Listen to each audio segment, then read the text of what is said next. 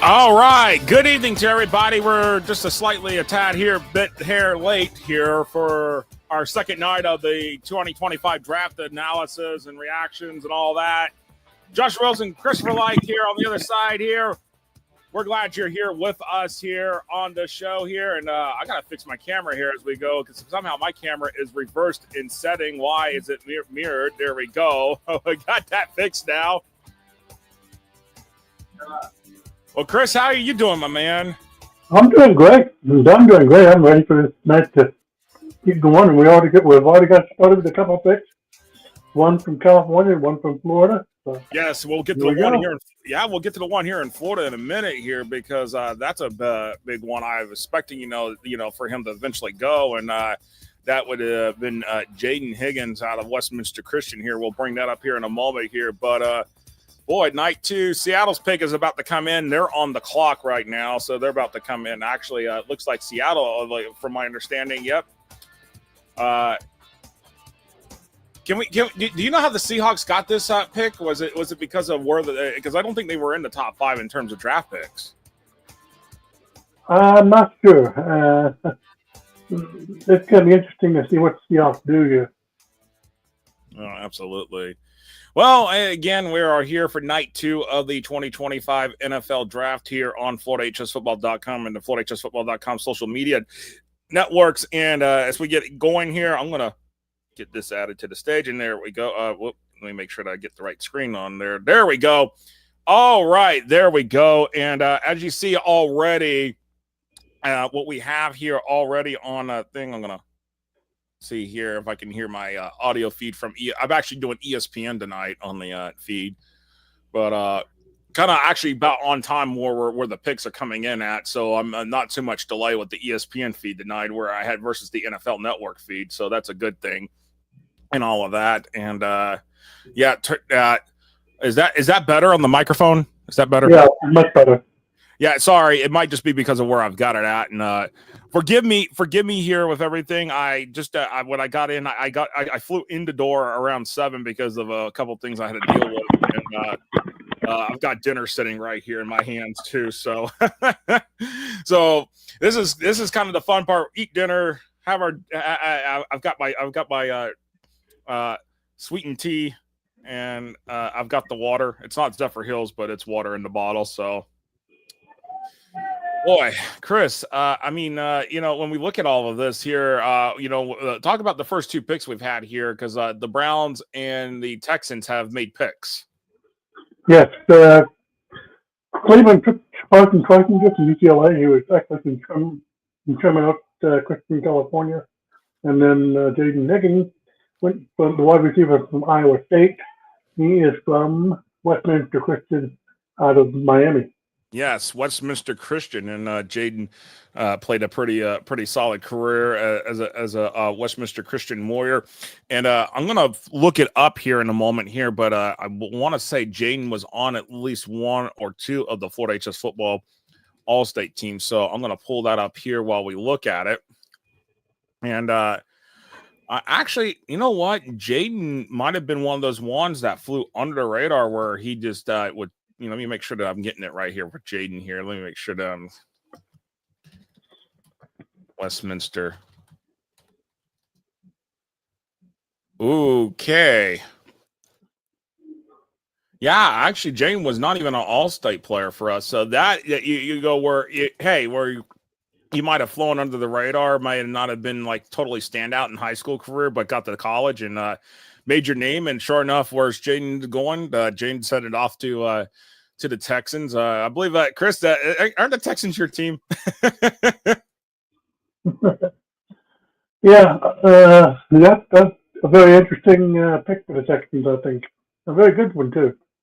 Absolutely, and kind of interesting. We got this pick here, a safety out of South Carolina, going to for the Seahawks here. Nick Emmanwori, is that how you say it? I want to say. Yeah, Nick Emmanwori. He is from Irmo, South Carolina. So South Carolina gets it. I think it's her second pick on the totals. Yeah.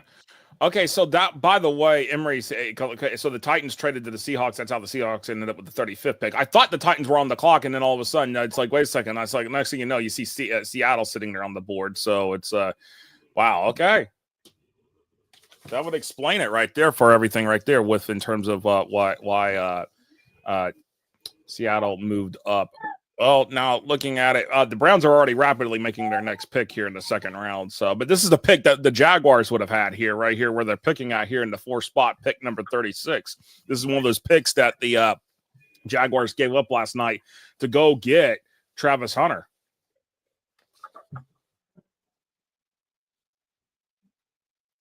Chrissy, you got me? Yes. Yeah, so this is the pick where this is the pick. This is one of the picks that the Jaguars gave up to go get Travis Hunter. Yeah, that's what I'm thinking. Yeah. Do you think Shedeur goes here just because? I wouldn't be surprised, but I don't think he's a high priority for the Browns. Nope. It's Quinshon Judkins. Yeah, there you go. Wow. Okay. I'm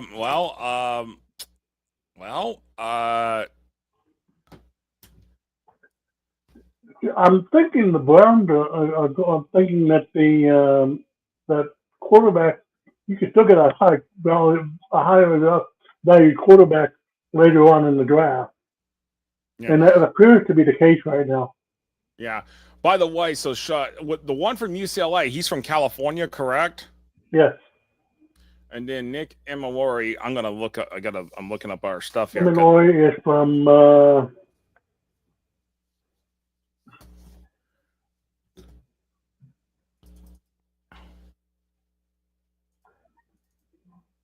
that I'm looking at Nick Emawari here. Let's see. He's a safety. From South Carolina. So South Carolina enters the chat tonight. Yes. And then Quinton Judson, he is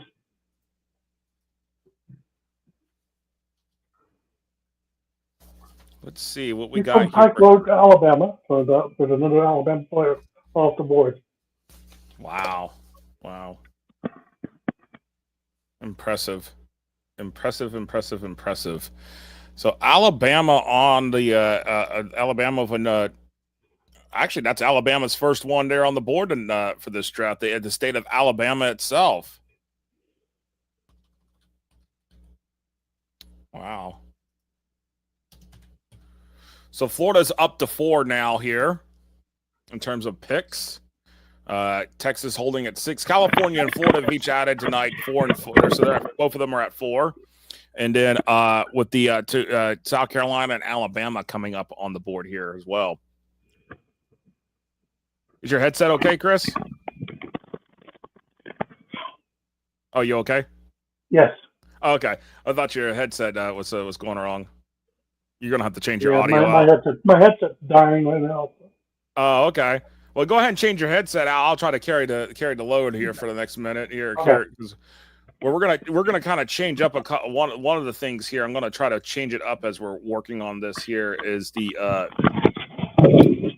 with our background a little bit because tonight is going to be a little interesting to keep up with all the picks because the picks are flying in more off the faster than we can say go on some of them, but we'll do as best as we can to keep up with the latest pick and everything. But Raiders are on the clock right now. I'm interested to see what the Raiders are going to do here.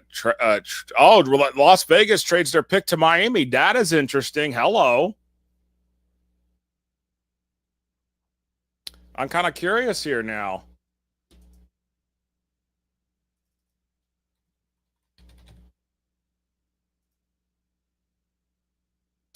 So we'll see what happens here in a moment here with the Dolphins here. Hey, Emery, so how are you doing, my man? When do you think Sanders will be finally picked? Boy, you know what, Emery? I don't know. I really wish I knew when, because honestly, I'm kind of curious, and we'll let Chris answer this as well as when he gets on. I will say this: I think in my mind, Sanders doesn't actually get drafted. I'm going bold. I'm going bold like the Jaguars did last night, taking Travis Hunter. That's how bold I'm going. But we'll hold that comment for Chris in a moment here and see what goes and see what we're doing here. So Chris is switching out his audio for right this second. So he's there on the screen, but he's switching out his audio. He'll be back on in a moment here with his audio. His audio is having a malfunction, so we'll get that fixed here in a moment.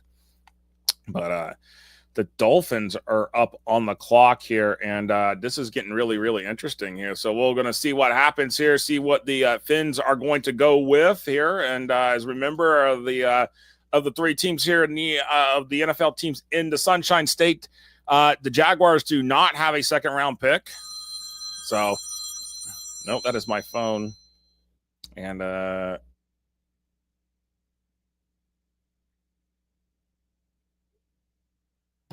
boy, all right. So here we go. We're going to find out here what the Dolphins have here. And it looks like it is going to be an offensive guard from what it appears here for the Dolphins here. And boy, I'm wow. Okay.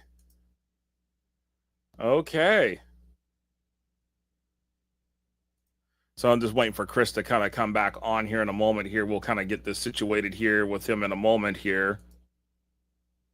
And we'll go from there.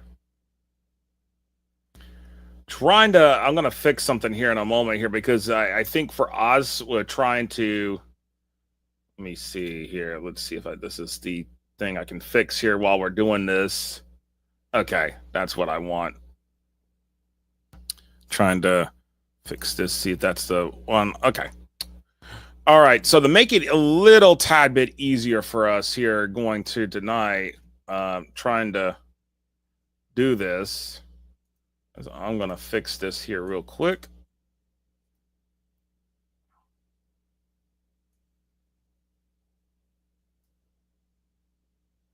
Oh, let me see this.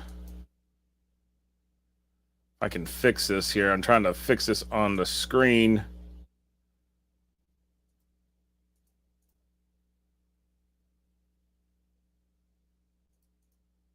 Okay, let's see if we can fix it.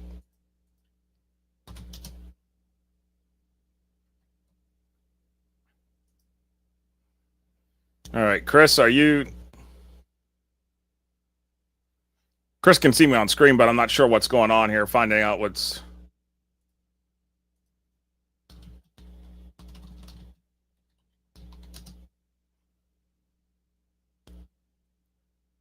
But Jonas Savalinia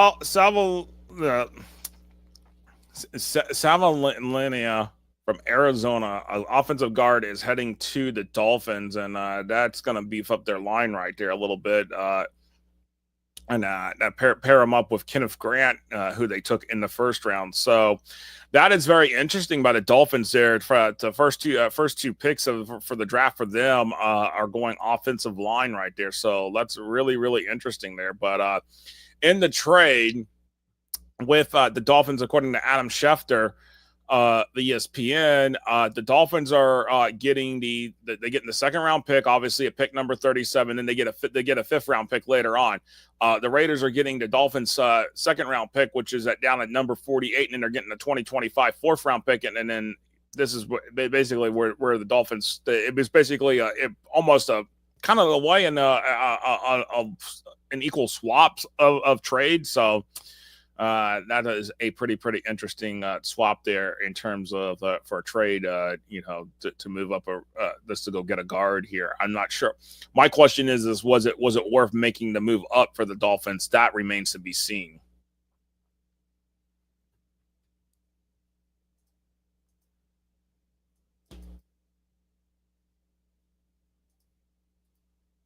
Let me see what I can do to get this to change out here, and I think we're going to do that. All right.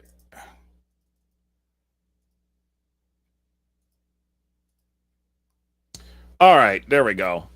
So right now on the clock right now are the Patriots. So, and then we'll just kind of keep track of what's going on here with the Sunshine. We're waiting for Chris to get his audio back. I don't know what's going on, what's causing. Hello, Chris. Are you back? Yeah, we can hear you. Is your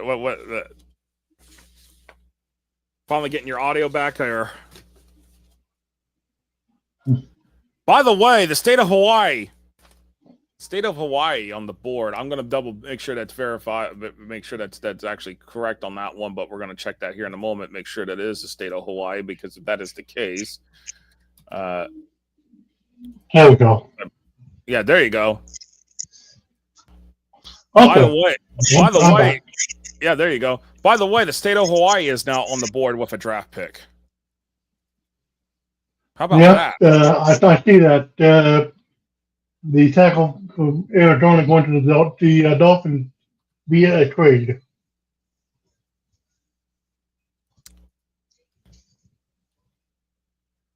And the variety of states that you're seeing here on the board this draft, Chris, so far, it's really impressive.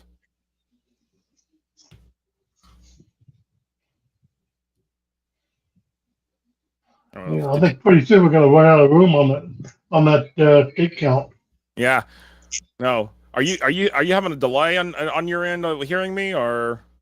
No. Okay. Yeah, but no. Yeah, you're right. We're gonna probably run out of room if this keeps up with the number of states. I'm looking at it 1, 2, 3, 4, 5, 6, 7, 8, 9, 10, 11, 12, 13, 14, 15, 16, 17, 18, 19. It looks like 19 states have had a draft pick out of 50. That's pretty. I want to say that's pretty impressive.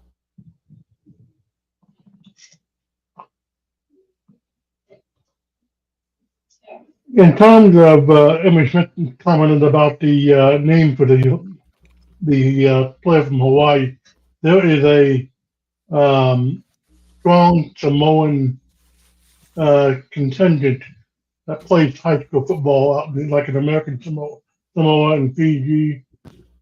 They're very synonymous with rugby. American football is an easy transition for these guys out in the Pacific and in Hawaii and so forth. Yeah, by the way, flag football, inclusion of the flag football here. This is pretty cool here with the Patriots pick coming up.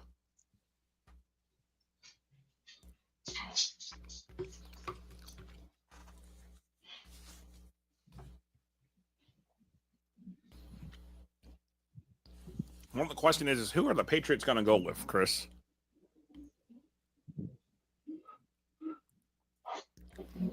But let's go back to what I can see them going wide receiver or edge. Of course, back to the list of the needs here for New England: offensive line, defensive line, wide receiver, running back, and tight end. And there we go. I think right there. I think you. Trayvon Henderson from Ohio State. Trayvon Henderson. How about that? That's an interesting pick, and that's one of their needs that they needed.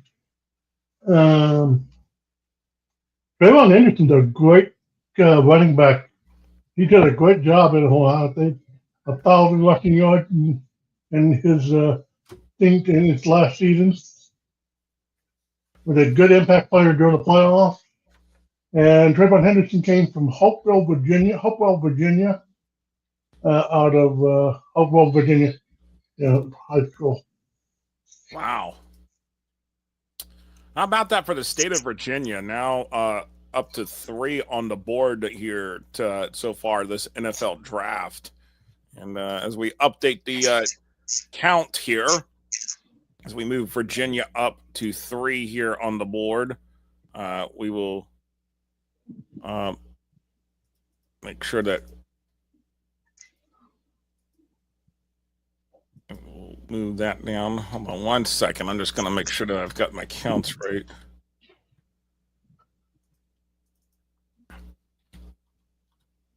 We will remove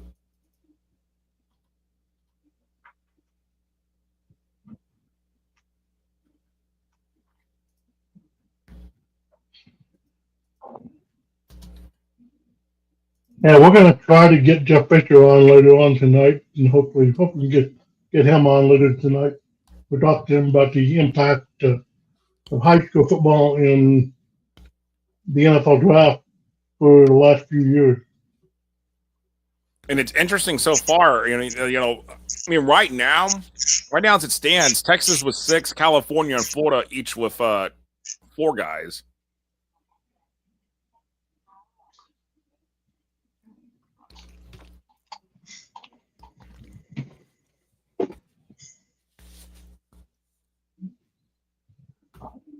So now the question is, that's right. I believe the new head coach of the Patriots this year is Josh McDaniel. Yep. No, it's Or who is it? Who is it? No, but no, Josh McDaniel's back. Where's he at now? Sorry, Carson. No, it's Mike Vrabel is the new head coach. Yeah, Mike Vrabel is the new head coach for the New England Patriots. So then, where's Josh McDaniel at? Because someone just mentioned his name.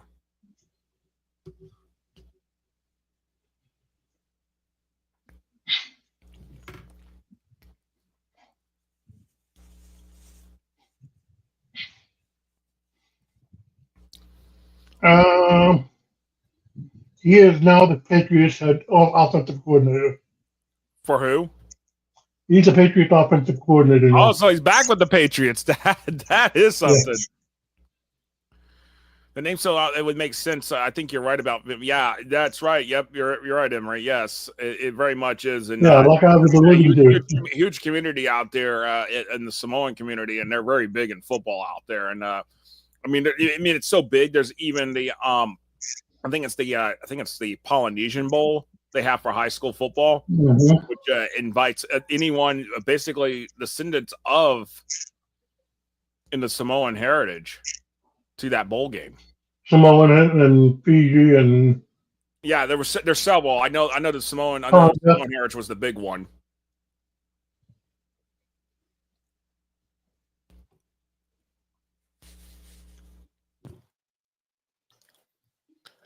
Well, Chicago's on the clock.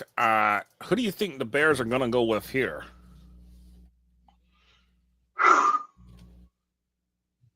So Chicago, their needs were offensive line, edge, running back, safety, and tight end. I would look for them to go offense, maybe.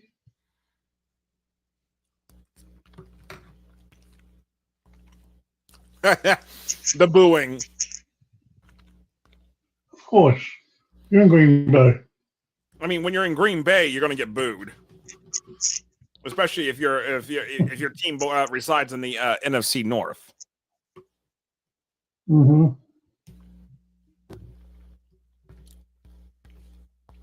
Oh. Okay, who do we have coming out to make this selection? That's what I want to know. That's right. All right. Haven't heard that name in a minute.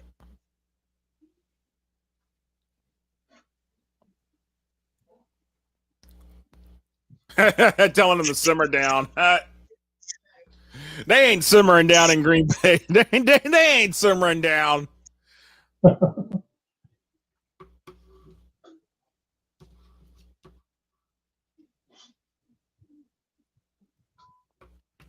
Luther Burden is third out of wide receiver out of Missouri. He was offense as I predicted. Question is this has addressed a need for them? Not particularly, but it helped.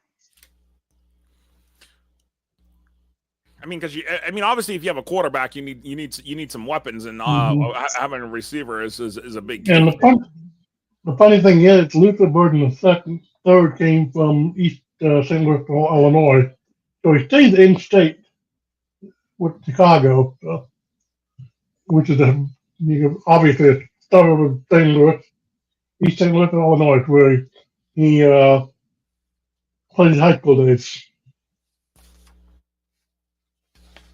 So let's see.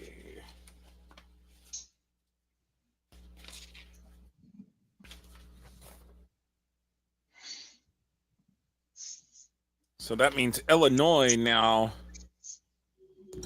I believe that Illinois is the 20th different state to have at least one draft pick here in this draft. How about that?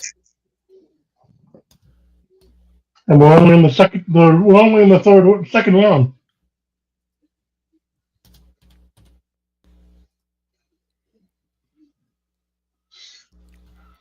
And about East St. Louis, they're a team that has been up there in the national rankings over the years. One team that's always in the.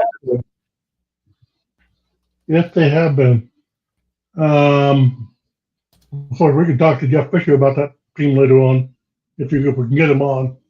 But yeah, in St. Louis, they're a very well-known program in that Midwest region, so not surprised. Let's see.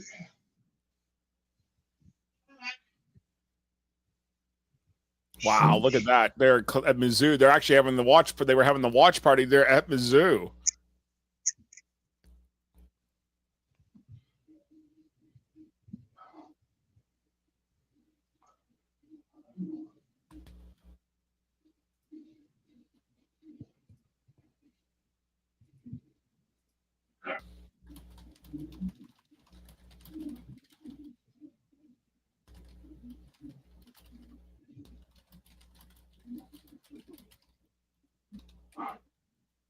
Let's see.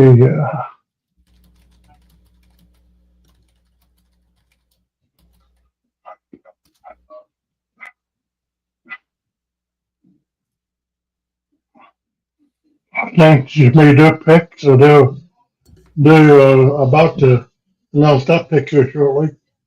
Oh, I love this New Orleans Saints autism acceptance. Yes, please.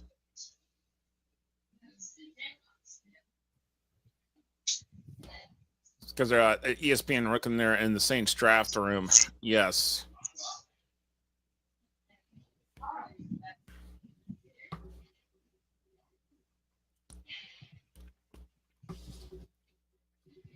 I'm thinking they may have gone. They either had a quarterback or a wide receiver. If my logic is thinking right with the Saints on this pick.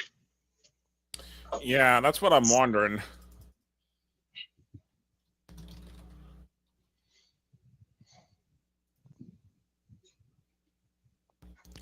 I'm kind of curious. I mean, because New Orleans, you got Kellen Moore as the new head coach here with the Saints. So, I mean, where are you going to go with this? That's my question. By the way, as we all know, and I'm sorry. Well, they have a lot of problems defensively, so they need to look everywhere else. Well, so far in this draft, Shedeur Sanders. Yep. Play the sad sound. Yep.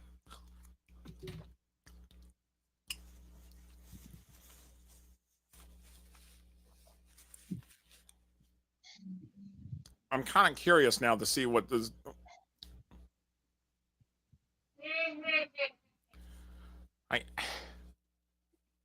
The quarterback, Tyler Shell. Yeah, but it's not Shedeur Sanders again. Exactly. There was something last night I saw looking after kind of looking up after the draft, and I'm going to pull it up here. So Tyler Shell came from Chandler, Arizona, and if you follow the national scene, Chandler, Arizona is one of the premier programs in the entire country. They do play a national schedule from time to time, so that's where Tyler Shell has come from. So now Arizona has entered the chat. Boy, this board, the right side of the column here with all the state by state count. Look at how it is filling in, and I believe that's like I want to say the 21st state. We have 21 different states. Mm-hmm. We're just now 4 short of being halfway through. At least half the states have at least one draft pick this year. This is incredible. And you see Emory Smith saying another pick could be picked before Sanders. Oh yeah. So I want to go back and look at something I looked up last night, and it's about Shedeur Sanders, and it popped up. There was an issue with Sanders. I think the fact that he did not do any pro day or didn't do any combine, he said basically the film could speak for itself. And I think a lot of the teams are kind of looking at that statement and saying, "No, you got to show up." You know. Actually, you know what? I did save it. This is what it was said about Shadur Sanders. And this was on NFL.com. It was one of their articles, but this. I think this quote that was screenshotted, Chris, probably says everything we need to know about why Coach Prime's son teams aren't touching him. One longtime NFL assistant coach said his time with Sanders was the worst formal interview I ever had been in my life. He's so entitled. He takes unnecessary sacks. He plays on time. He never plays on time. He is he has horrible body language. He blames teammates, but the biggest thing is he's not that good. Said one longtime AFC executive, it didn't go great in our interview. He wants to dictate what he's going to do and what's best for him. He makes you feel small. Even some of Sanders' fans expressed disappointment he didn't take a bigger step forward in the season. I liked him the year before, an NFC GM said. They did change coordinators. It just felt different. It felt less athletic, less arm talent. Everything felt less. If you're talking about this year's tape versus Dart and Shadur, I don't think it was particularly close. There you go. That tells you everything you need to know. Of course, yeah. And then he didn't. And along with that, he didn't show up for the combine. He didn't do any pro days. He basically told the NFL, just look at my film from the college football season. You can't just go off film in the college football season. No, they need to see you physically. They need to see your presence out there. And that's the big thing. They just need to see what you're doing. They need to see how you are. And if they can't see you like perform in front of their own eyes, they're not going to take you. They're not going to draft you. They're not going to do anything. They're just going to look at you and and unfortunately, probably some of these GMs right now are probably laughing. Like, really? Seriously? I wouldn't be shocked if Andrew dropped to the third or the fourth round. You know, what would be the shocker? And this would make really set the whole draft. The whole package, you would say, in terms of this draft. The whole package being that Shadur Sanders doesn't get drafted at all. You know, every mock draft had him going first. Almost every mock draft had him going first round, maybe high second round on a few, but he falls down where it's basically he just doesn't get drafted at all. Would you call that probably the biggest stunner of the draft? If that happened, I'd be surprised, but it wouldn't shock me, to be honest. I mean, you know, I'm trying to look at let's see. One quarterback there. Okay. I'm looking at how many quarterbacks. Cam Ward, obviously. Go back to the first round with quarterbacks. That's what I'm trying to look at here. Cam Ward. Jackson Dart. Yes, Jackson Dart. So wait a second. There's only been 3 quarterbacks drafted here in the first. You know, we're at how many picks now? This is 41. Okay, so in 40 picks, only 3 quarterbacks have gone off the board. Does that say anything? That's not really. It's about what we'd expect.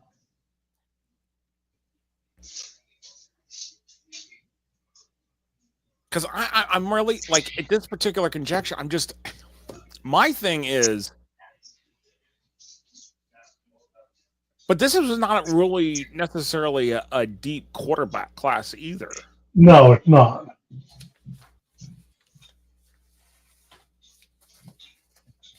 I mean, this isn't where you're seeing teams fight to go get a quarterback either.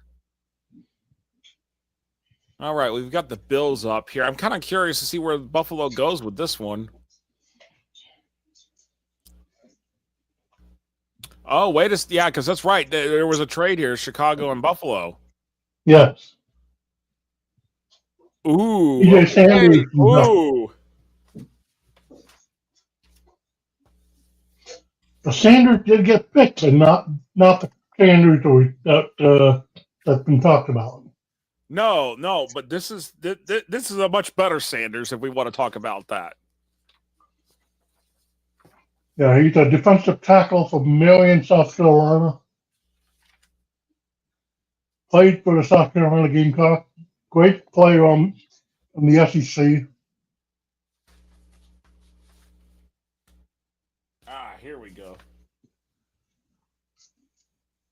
So South Carolina now has their second pick of this NFL draft. How about that? Yeah. Of course, Emily Smith weighing in on the Deion Sanders, Shedeur Sanders debate. You know, you know what's really interesting is that with this, it just seems like as each pick goes by, it starts to feel like was Shedeur so way overvalued by NFL pundits that maybe they need to reevaluate how they how they're doing their mock drafts.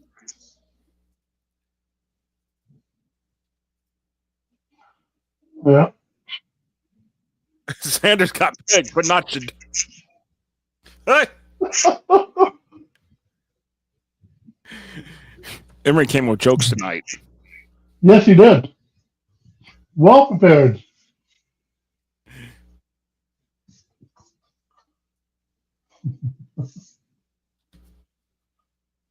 But I could see maybe two or three more quarterbacks get over before Sanders. I guess, to be honest with you.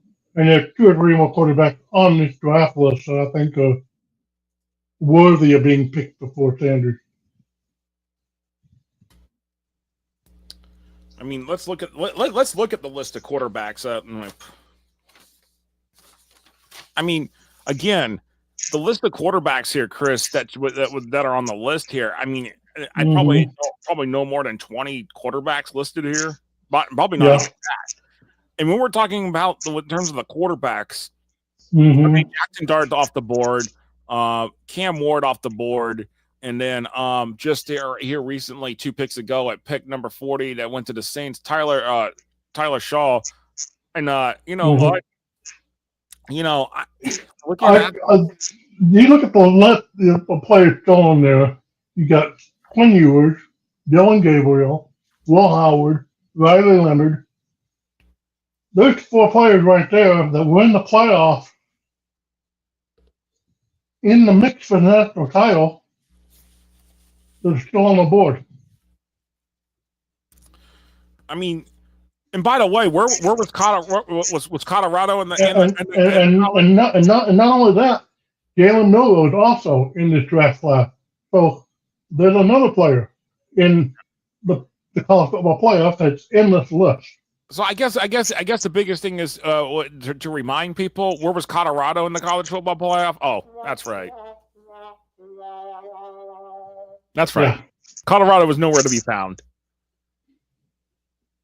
I think how your team does in college football is even more.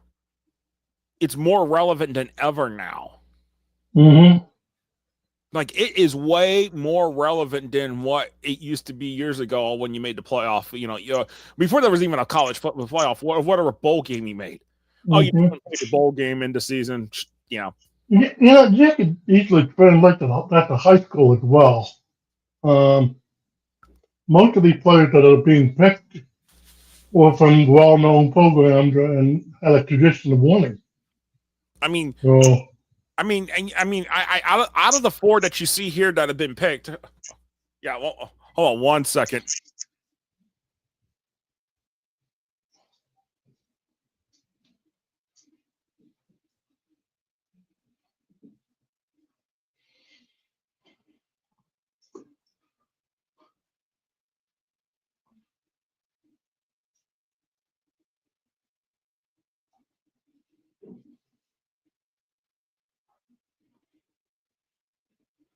Sorry, I had to get the fan turned up here in the office because it's it's towards the end of April and we're having May June weather here where it's in the 90s. Mm-hmm. So I mean it's a thing. By the way, let's see. The Jets are on the clock now. Yeah, the Jets are on the clock. Jets. What does that spell? Jets.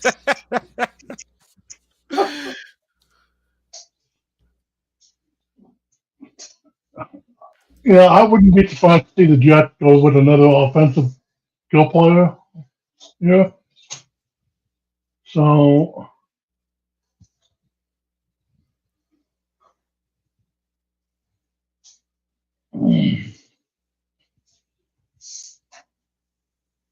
Hold on. I gotta go look and see if this is real because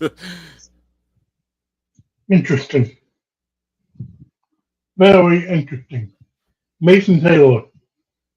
Mason Taylor. Does that name sound familiar to me? Let me go to my sheet. Do not say anything, Chris, because let's see. Was it let's see that for some reason that name sounds very familiar. Mason Taylor from St. Thomas Aquinas. Yep. Has been drafted, giving Florida now 5 on the board. So Florida now takes full command of second in terms of the number of players that have been drafted. So, all righty, here we go with at pick number. He's the son of former Pro Football Hall of Famer Jason Taylor, who played for the Miami Dolphins, which explained why he played at St. Thomas Aquinas. Yes, indeed, because Jason Taylor has been part of that coaching staff there with head coach Roger Harriet. They got a coaching staff that is just I mean, you look at a lot of coaching staffs in high school football, you may have about anywhere between 5 to 8 guys on the staff. You go at St. Thomas Aquinas and they got 20. Mm-hmm. Does that tell you anything? Oh, yeah.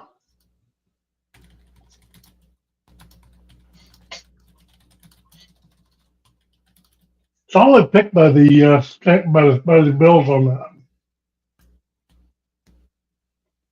Yeah. So or the Jets.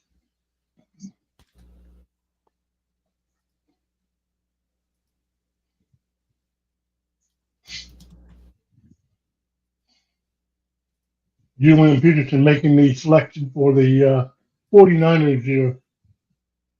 Wow, haven't heard him in a hot minute.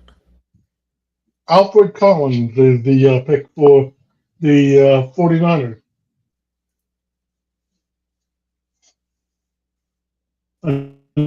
Another defensive tackle off the board.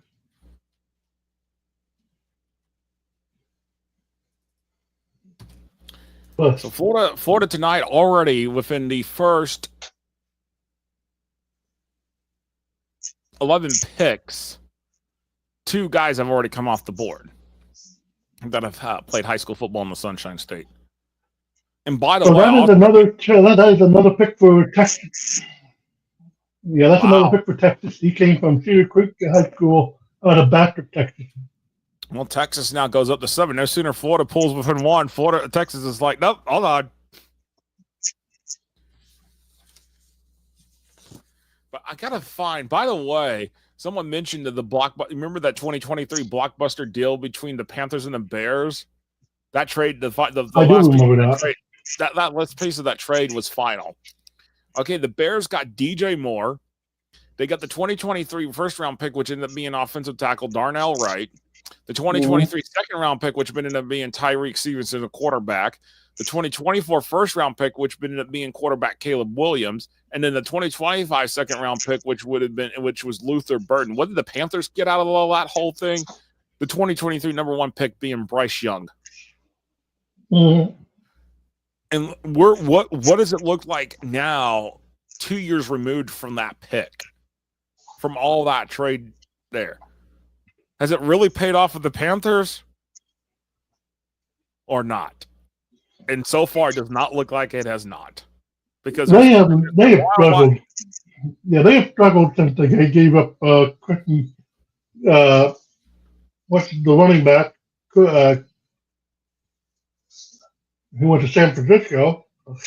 My name escapes me right now.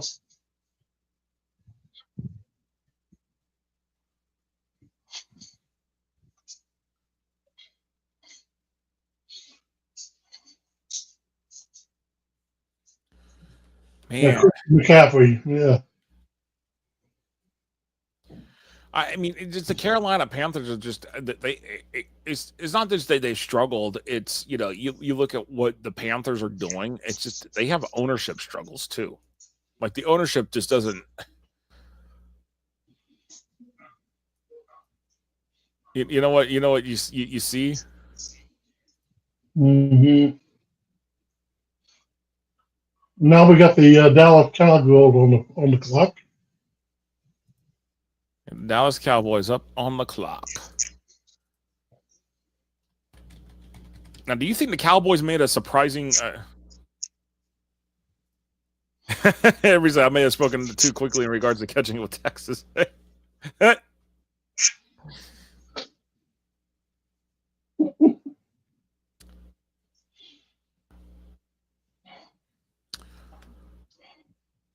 By the way, this is interesting.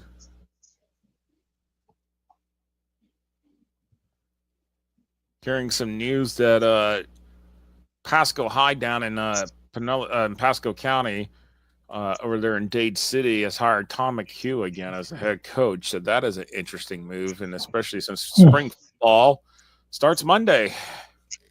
Yeah. That's after Greg Miller resigned. It was after not even getting to spring football. Had been hired during the offseason to coach, and well, there's a couple issues there, and he ended up resigning. Well, you hate to see things like that. Yeah, no. Coach comes in and then he got to coach comes in and then he got to resign before you can get to play a game. Yeah, and so I'm just kind of curious to see what's going to happen here.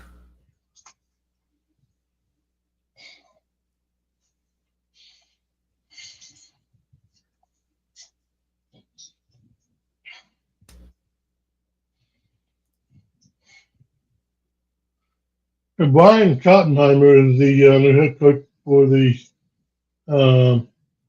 Dallas Cowboys, I think.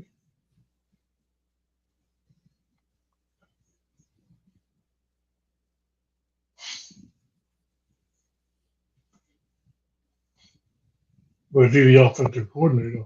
By the way, Jeff Fisher, he's got bad storms where he's at right now. The connectivity is horrible, and he'll try to get with us when they pass. So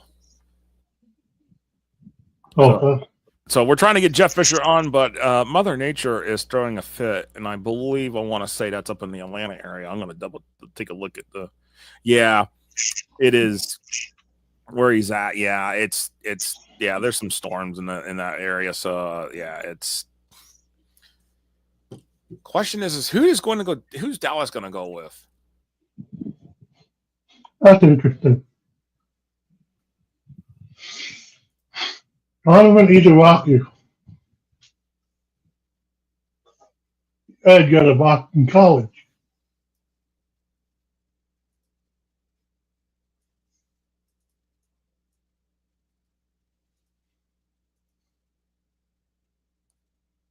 Donovan.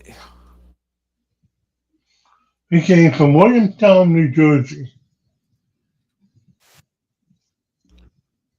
Let's just make wow. So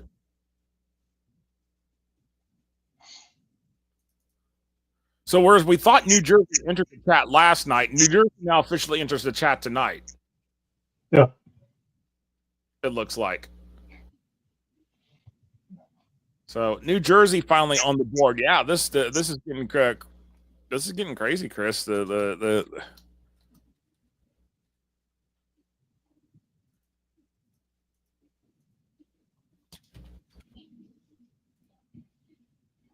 I know some people got on. A couple people were like, "Well, this is IMG Academy. They only spent. They're a transplant, but we count IMG's here in Florida. It counts to Florida's numbers."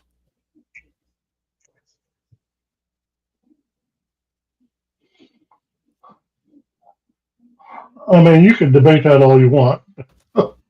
I mean, I mean, some people would count it. Oh well, credit. Oh well, it's the state. Like look at Oh well, you should. It should be the state that where you really came from that gets the credit, not the state that where the. But at the end of the day, he played his final year of high school football. He graduated from IMG Academy. That's it's where you graduate from and where you played your final senior year. At the end of the day, I mean, that's how. I mean, I'm going to tell you right now, when it comes to Trace Johnson out of who was formerly of Buchholz, who's now headed out to San Margarita out in California. What happens if he gets drafted? In 4 to about 5 years down the road. I mean, I'm not going to be able to count him for Florida numbers, despite the fact he played 3 years, freshman through junior year here in Gainesville at Buchholz. It's just that's the way it works. Because it's going to go count on California's numbers, not Florida's numbers. Jonathan Taylor making the pick for the Indianapolis Colts.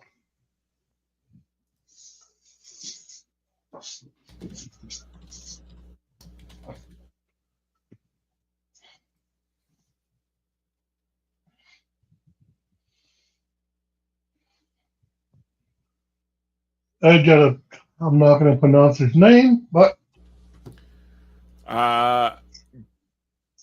JT. I'm gonna Tumaloa. Yeah.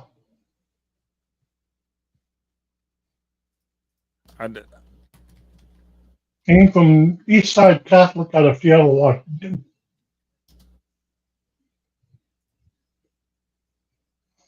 Wow. State of Washington.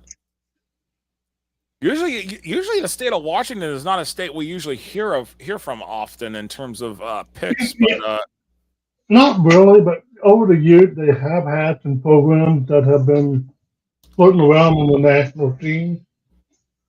So to say that Washington doesn't have as much talent would be a disservice to the state of Washington.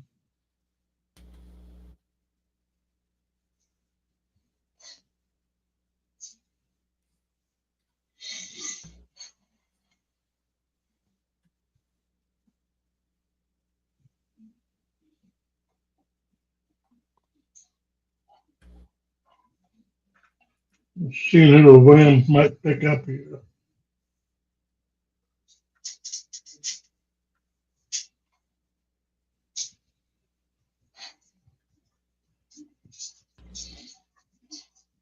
Rams need cornerback, linebacker, wide receiver, quarterback, running back.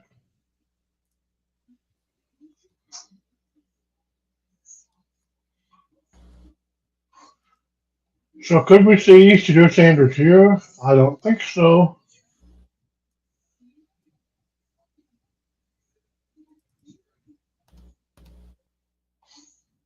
So by the way, Osway Thomas, it could be a possibility on this pick as well. So that could be another Florida pick coming up. Yes, Thomas, and that is a name that I am very, very Isaiah Thomas from Niceville. One of the best players that has come out of Niceville in quite a while, and he definitely was a heck of a playmaker. He's a very good possibility at the spot.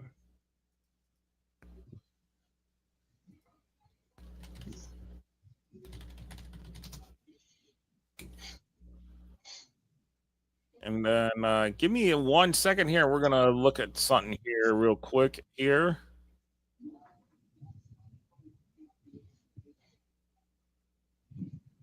I'm gonna pull up the.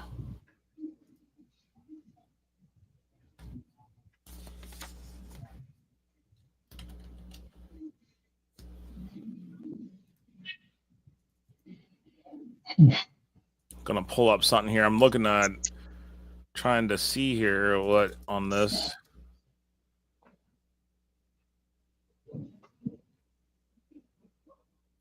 I'm gonna pull.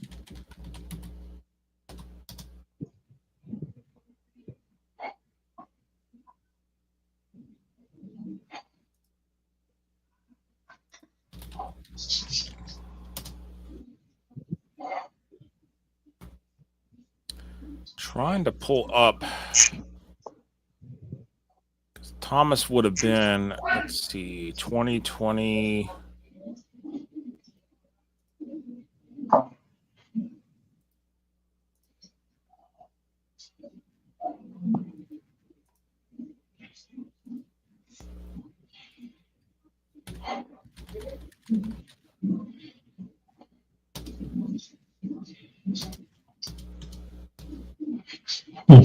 So Thomas, by the way, Thomas in as a junior in 2020 was first team defense as an athlete.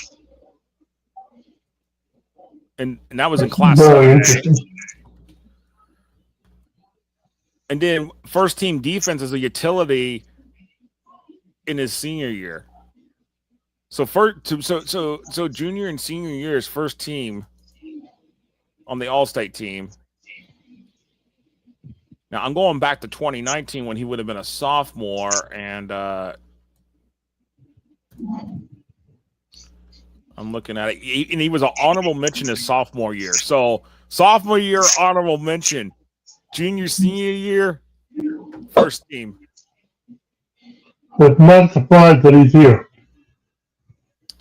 Yeah, I wouldn't, because he was one of those ones that was projected to go about somewhere. If it wasn't going to be the second round, it'd be the third round. But I think he was more projected for a second round pick here in this situation. Yeah. So he's in this.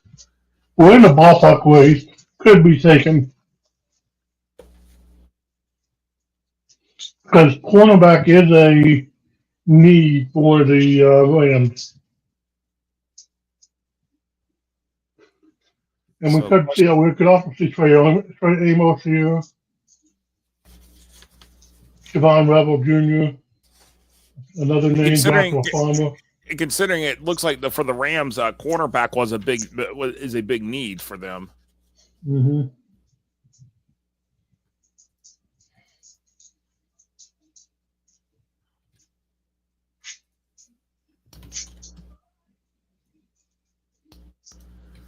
And here we go.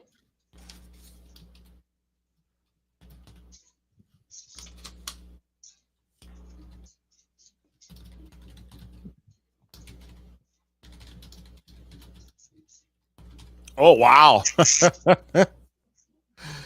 All right. Alex Ferguson. Tied in out of Oregon. Wow, okay.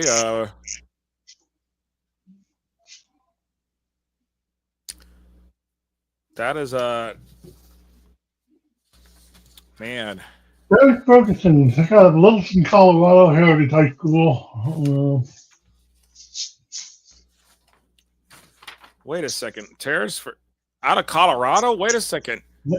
Did Colorado Colorado just entered the chat? Littleton, Colorado, yes.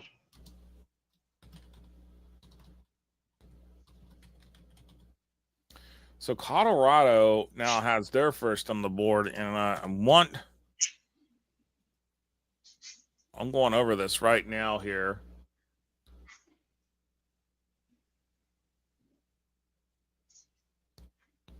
So the Arizona Cardinals on the clock.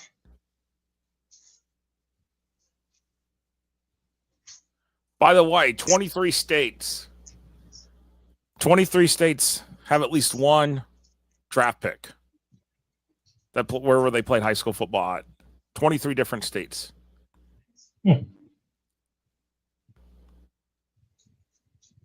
Which is huge. Yeah.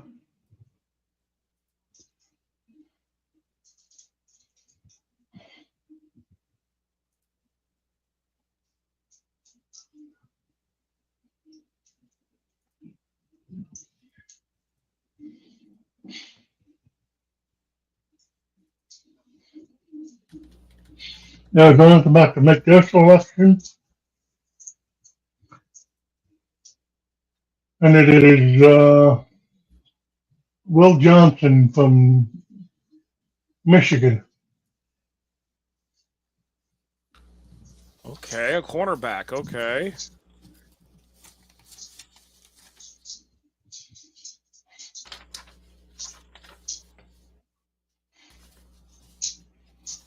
Will Johnson came from Grosse Pointe South Farms in Michigan.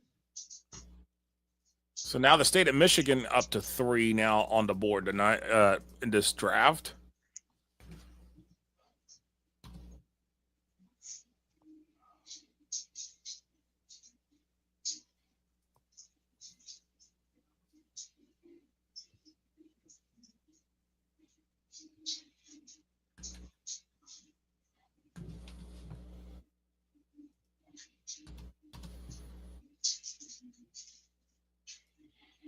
So I think we're getting pretty close to seeing Thomas being picked. It's just all a matter of who's going to take him. Yep. So right now, as you see on the count on the screen here, Texas 7, 4-5, California 4, Georgia 3, Georgia, Michigan, North Carolina, Virginia, Washington with 3, South Carolina 2, and then everybody else that's got a pick. Well, it's Alabama, Arizona, Colorado, Hawaii, Idaho, Illinois, Indiana, Louisiana, Missouri, New Jersey, Pennsylvania, South Dakota, Tennessee, We got Utah. a trade. Wait, well, hello. Las Vegas is on the board. Las Vegas made a trade with the Houston Texans. So what's Houston? Chris, so explain it. What's Houston's strategy here? So far, they have not made a draft pick yet. They have been a draft pick. It was that's right. The second pick. Yeah, that's right. Never mind. You're right. But what is it? Now they have traded twice here. They have traded out of their spots twice so far here in the draft. Well, the Texans are actually drafting up this one in this. Oh, really? So what's interesting is that they traded out and they went down in the first round, but here they're moving up. What do you think might be? What do you think might be in the situation for the Texans to come here and make a pick here in this situation? Do they feel like they see somebody that they want to get and they're afraid that they're not going to get them? I could see someone along the lines. Maybe a tight end, maybe a running back. More likely along the lines more than anything else. That's where they need the most help. Because even though they were spectacular on both sides of the ball last year, the offense wouldn't let them down. The lines wouldn't let them down. Especially against a team like Kansas City. Wow.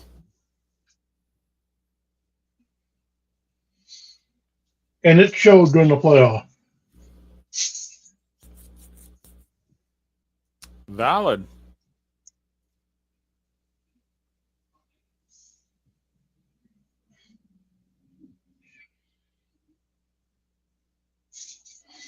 So now the Bengals are on the clock as we wait for the Texans pick to come in. Mm-hmm.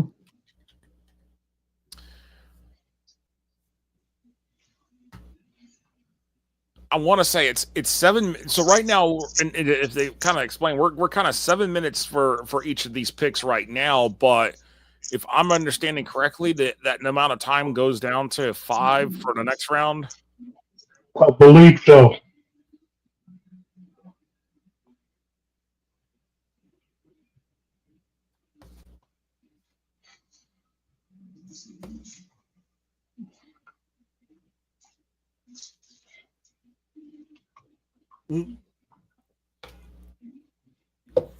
Who let the dogs out on the commercial? Haven't heard that song in a hot minute. Oh, who let the dog out? Yep.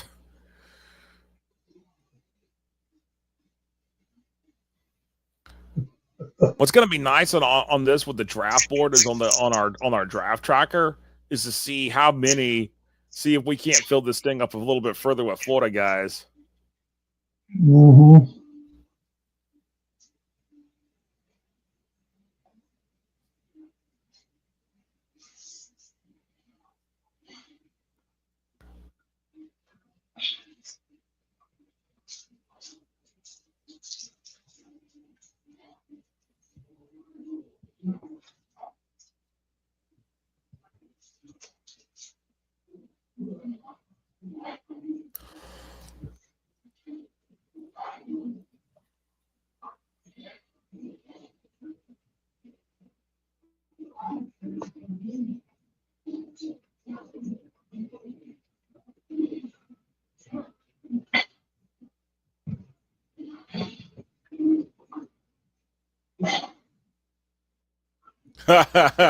Wow. You looking at this with Quinshon Junkins? Mm-hmm. He's like out of that's.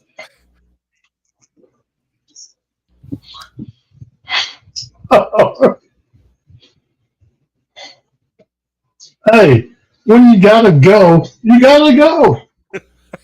You're absolutely right. When nature calls, nature calls.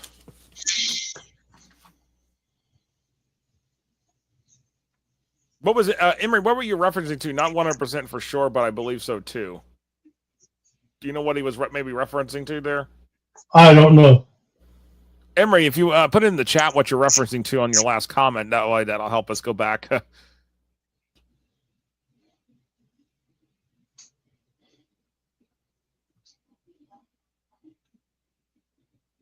Well, this is interesting. An offensive tackle here.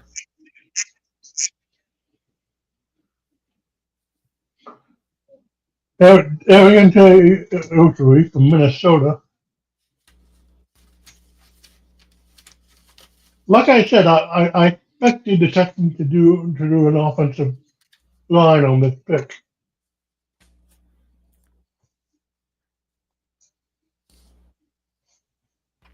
He came from Ruskin High School out of Kansas City, Missouri. By the way, that moves Missouri up on the board to 2.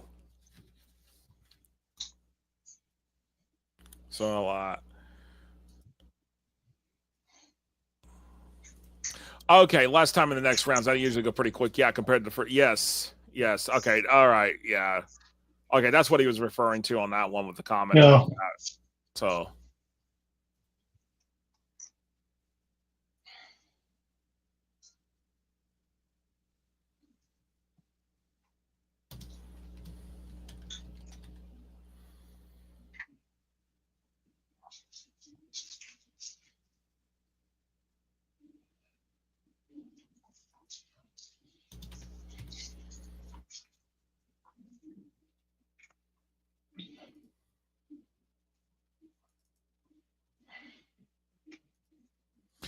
Well, the Bengals, they need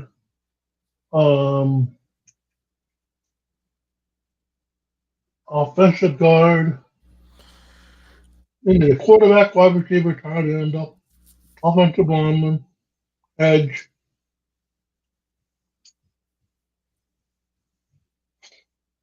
By the way, the NFL.com is saying that the Bengals, they might be looking at an all offensive draft. I mean, defensive draft. Sorry, defensive draft. For the Bengals? Yes.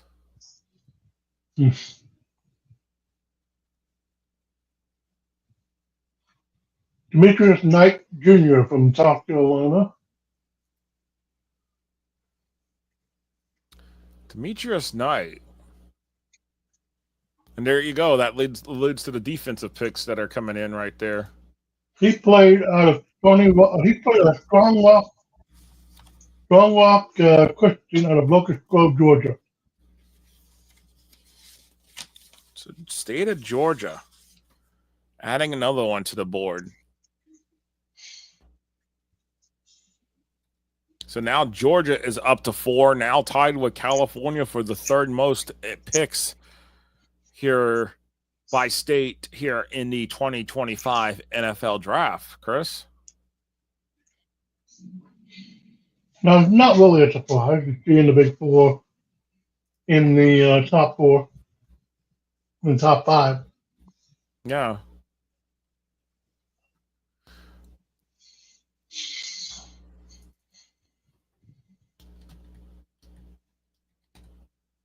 So the Seahawks are now on the board.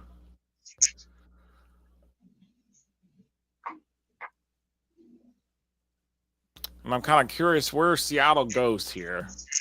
Right now, its top needs are still showing as offensive lineman, wide receiver, quarterback, and defensive lineman.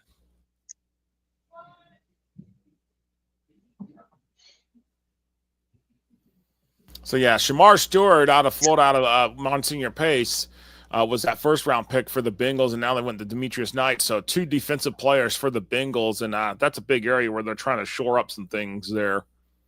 Mm-hmm.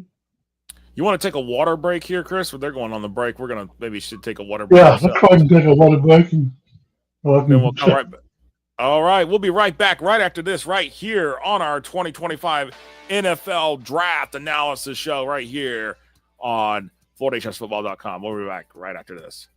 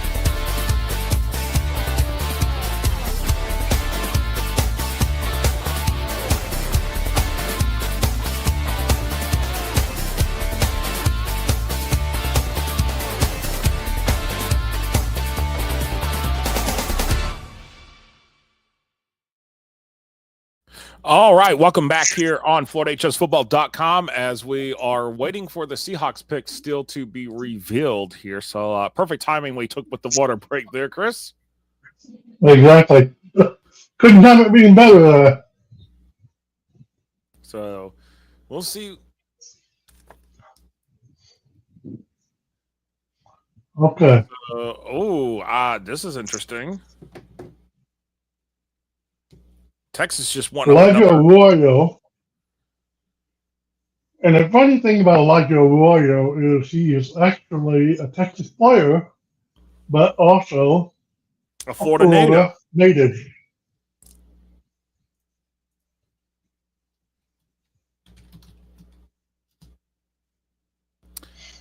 Yes, Elijah was born in Orlando, and what it says here is basically some of the information here. Him and his family had moved to Cancun, Mexico, for his father's job as a timeshare salesman, and then moved back to the States at the age of 13, and they ended up in Texas where he played high school football. So, ended up returning back to his home state to play for the University of Miami, and now he is going to become the newest member of the Seattle Seahawks. So trading in the warm sun, the warm toasty sunshine of South Beach for the Raincoat. raincoat that seems to be needed more often than not in Seattle, Washington. So Trading in the sunshade for a raincoat. there you go. So with that said, the Carolina Panthers are on the clock, and we'll see what the Carolina Panthers do here, because the Panthers have been all over the place, it seems like, over the last few years, and you just never know what to expect. They're all over the place in this draft too. So I mean, wouldn't it just be like kind of harebrained wild that they just picked Shedeur Sanders because they just did that? I mean, I don't see it happening because they already got a quarterback. I know, but you would just be asking questions at that point if they just did that, because the Panthers. Oh yeah. By the way, the Panthers did not do that, so we're good. Yeah. Nick Scorton, edge out of Texas A&M. Yeah, another wow. So Texas just had two to. How about that? No sooner, Emory, if you're still watching here, I think you might have spoke way too soon for us. Let's see if we can catch up with Texas, because all of a sudden, no sooner we pull within one, Texas is going. We pulling ahead. So right now, Texas is taking a 9-5 lead on Florida. Right here in the probably what would you call, like, towards the bottom of the second, maybe. This is baseball, but this is not baseball. So I'm trying to be funny, but I'm necessarily not funny sometimes. To be honest, Emory, I don't think Texas. I don't think Florida's going to be in that mix for trying to be in the league this year for the top 8. Yeah, I kind of wrote about that the other day, part of our season ticket membership content, and the big thing that was alluded to here in that article here, as we had prepared for the draft, on that one. Here's the thing. Here's some stats between Max Preps and what Jeff Fisher wrote at High School Football America. Florida led with 111. Florida's led with 311 picks over the last decade before this draft. That's regardless of the rounds. Now, Florida has dominated first round of the NFL draft over the last 10 years for 47 picks. Well, last night we had 3. So, in the last 11 years, 50 picks. But, we've led outside of, before the last 10 drafts. Florida led with the most selections in 6 of the last 10 years, 2015, 18, 19, 21, 22, 23, and 24. By the way, the 2019 year, that was the year where we didn't have a first-round pick. That's the year that we didn't have a first-round pick, but we ended up leading the nation in terms of the total overall number of draft picks, but we didn't have a first-round pick that year. So California moved up one more pick. Wow, so California now up the charts here with another player. Oladejo is a UCLA ed player. He came from Consummate Oaks out of Elk Grove, California. Wow, so now California has tied with Florida for the second most here, and everybody says 9-5. They have 3 field goals, and we have a field goal of 60. Or Emory, think about this: they have a touchdown and a safety. Yeah. I mean, we have a field goal and a safety, and they have a touchdown and a safety. Or wait a second, they could have gone for a touchdown. They went. That would have been 8. Never mind. So here are the Buccaneers again. All right, let's see what the Buccaneers have up on the thing. Emory, your team is up here. We're gonna see what they are going to bring us here. The pick is in. Of course, they take a break. Are you serious?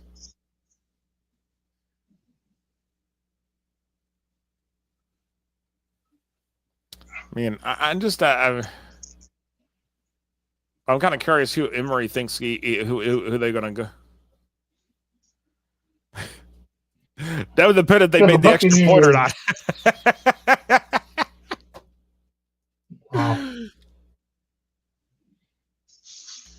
So Texas would, I kind of saw it coming, anyways. Like you said, I think we talked about it here, Chris, that this year that Florida's not going to lead. I think no, Florida's not going to lead. I don't think they're going to be in the top 2, 3, maybe 4, more than likely. You think we're not even going to be top 3 this year, which is interesting, because usually if we're not on top, we're usually like number 2 or number 3 at worst. Yeah. By the way, yeah, but that depends on how this draft goes. Yeah, you're right. Yeah. By the way, only in 2016, 2020, and I believe 20, there was only 3 drafts that the state of Texas outdid the state of Florida, while Georgia led the pack in 2017. So there you go with that kind of thing. It was 2022. So Texas 2016, 2020, and 2022, they led. The state of Georgia led in 2017 in terms of the number of overall picks across the 7 rounds. But I think what we're going to see here, Chris, coming up here, is that after this round,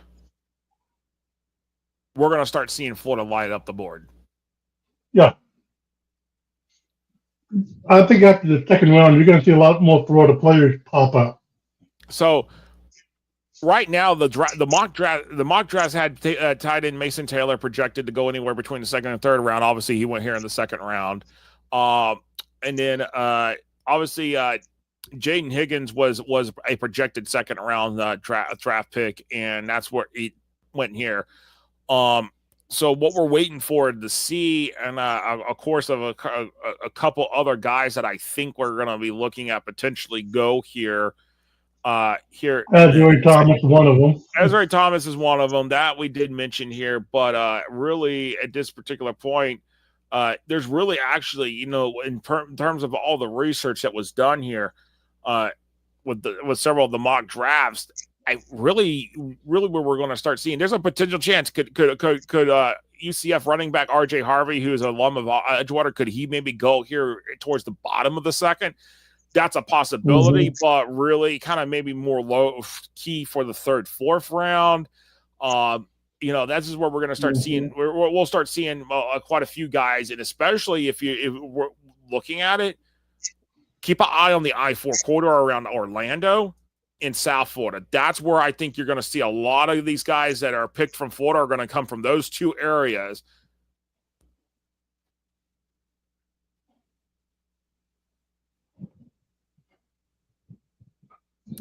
All right. Everybody on that draft pick is intense. Say what, Chris? Everybody on that draft one was intense. A watch party. Oh yeah, that did look tense. Yes, you're absolutely right.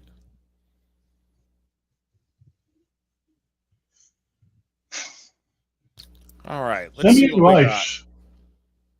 By the way, the CG graphics ESPN Scott is like totally off the charts. Simeon Rice. He definitely caused some havoc for opposing teams that played. Benjamin Morrison from Notre Dame. Cornerback.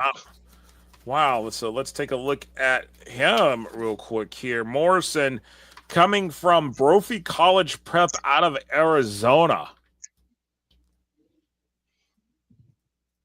One of those powerhouses up in Arizona.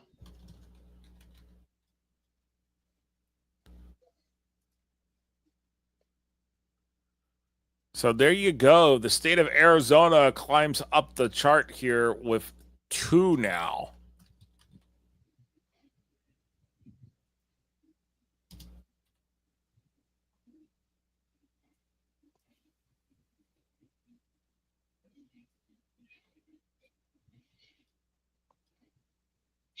I say Notre Dame actually won the national title Benjamin Morrison would have been one of the reasons why.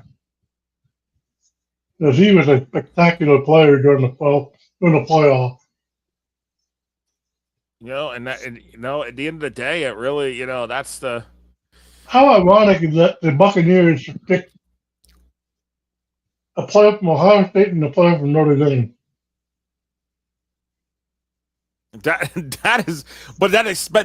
you know what? Maybe it's not so ironic. Maybe it's not ironic in the sense of thinking, hey, we're going to go with players that either, okay, one, you made an impact and you didn't win a national title, which is the Jaguars. You got a situation where the Jaguars picked Travis Hunter because he's just one of those generational talents that you can't pass up on.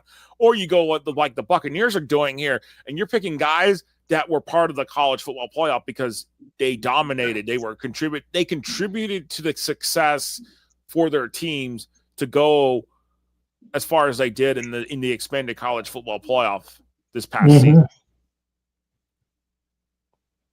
All right. So Green Bay is their pick is done. By the way, I want to say this. I want to say this in this situation, thinking about it. It is highly possible, Chris, that UCF and Florida State will have a draft pick off the board before the University of Florida does tonight. Or that wouldn't surprise me. Because if you look at how these teams, despite the fact that Florida State was 2-8, I think it was they were 2-10 last year. They were 12-1 the year before. So there's a difference. Whereas University of Florida has struggled over the last few years. Yeah, this year was definitely an improvement. Got to a bowl game. One said bowl game, but the 2 years before that, under the first 2 years under Napier, it was really a big struggle in a stretch. Ooh, I think I have. Did I just hold on a second? Yes, Florida High, a Florida player. Yes, this one. Okay, Anthony Belton. And a lot of the mock drafts projected him for the third round, not for the second. That's huge. That's huge. That means whatever the Packers saw in Belton is huge. Mm-hmm. But I thought Isaiah Thomas would go before Belton would. That surprised me too.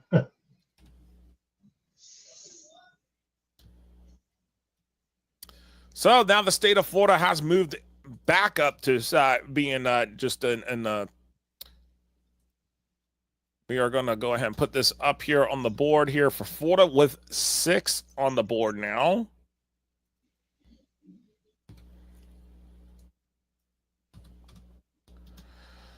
All right. Well, I'll go ahead and get this up here on the board here.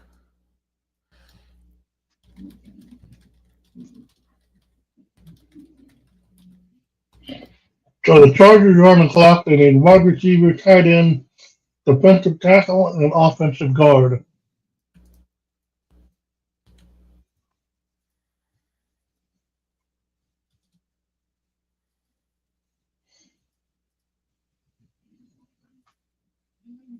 Oh yeah, he'll definitely be a guy that you want to keep an eye on here as he play in the league. So. Mm-hmm. So offensive lineman Anthony Belton out of Florida High is off the board, now giving the state of Florida 6 picks here in that. And we're going to go to FloridaHSFootball.com real quick, and we're going to take a look at something here.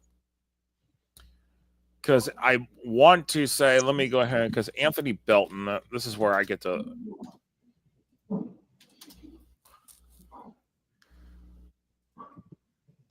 The Chargers went wide receiver and went with Trey Harris from Lafayette, Louisiana.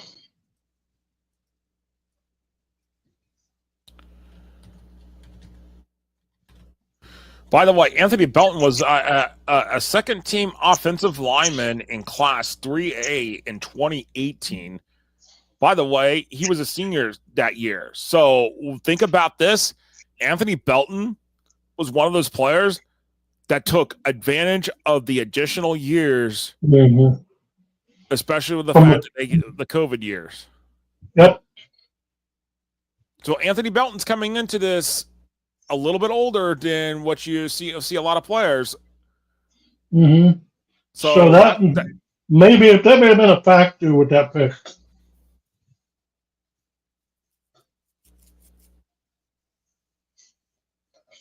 Because Trey Harris in Louisiana, he got picked, so Louisiana goes up another pick. So Louisiana now moves up with two now.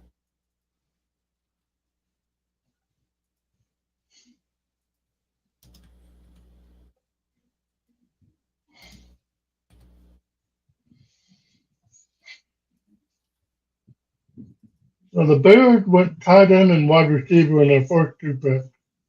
They still need a defensive tackle, running back, cornerback, edge.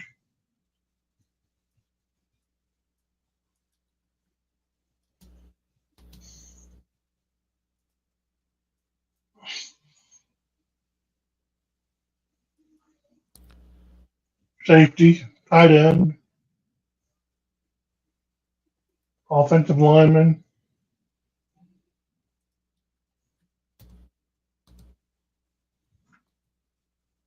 So let's see.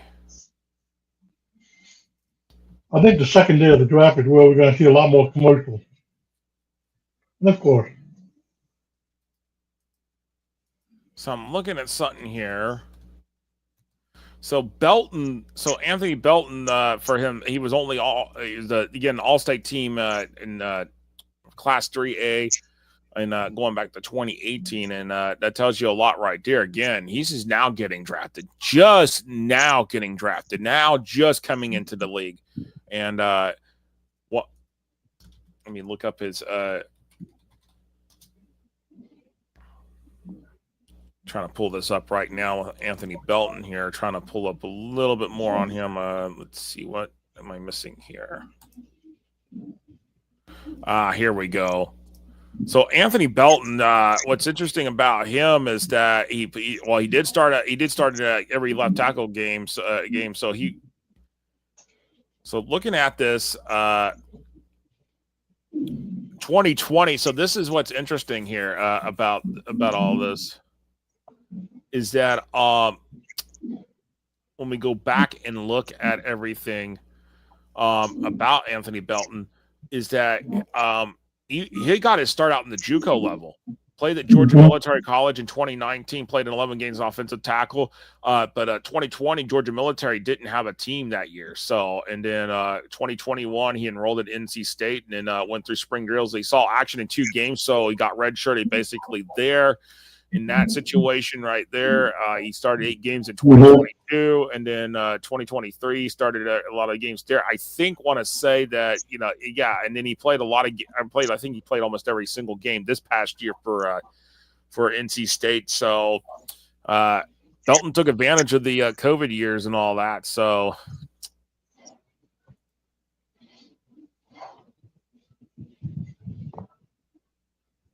Yep, that makes sense.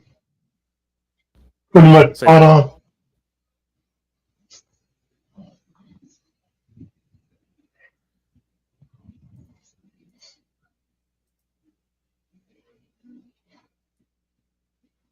Yeah. So I think we're going to see, and I don't think Anthony, and I don't think Belton's going to be the only one that's going to be like this here in the draft. There's going to be quite a few more that we're going to see, especially this year and potentially, I think possibly next year. I want to say. Yeah.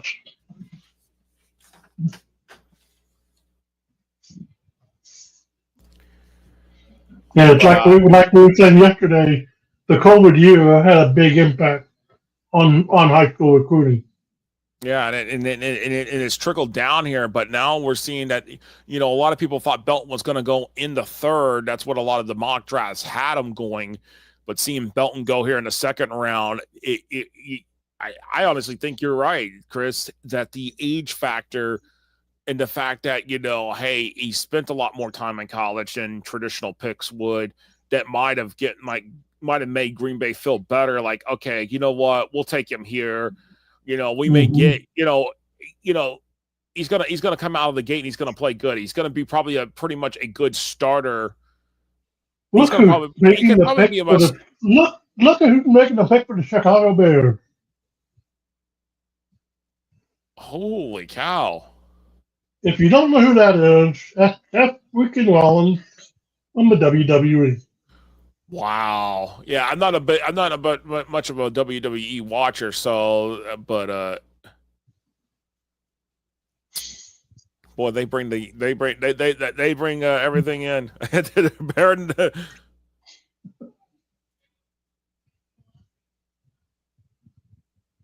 Yep, they're booing the Bears again. Yes. And Seth Rollins, he is a big Chicago Bears fan. He came from the state of Iowa. So.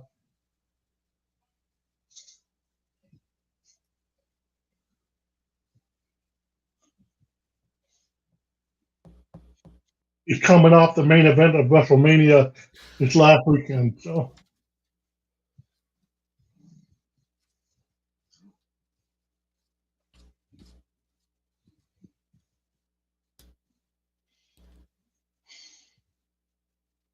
Oh wow! He's bringing the roast tonight, Chris. Oh yeah, he's bringing the roasting. Boy, I don't know if anybody's watching. All y'all watching here. Is it really a good idea to bring the roast to Green Bay like this? Mm-hmm. All right, we have looks like Ozzy Tufillo, the offensive tackle for Boston College. And actually, that's a pick from the state of Massachusetts. Yes, Boston College High School. Can you believe that? It comes out to plays at Boston, which I'm assuming Boston College High School is like a developmental research school that's a part of Boston College. Yes. So I would almost compare it to like the Florida High and PK Young here. Yeah, it's much like Florida High and Tallahassee. Yeah, and PK Young here in Gainesville. Yes, the developmental research school. So a good comparison right there to kind of compare it up there. Boston, this is interesting. Massachusetts. It's interesting that those two came almost back to back. Yes.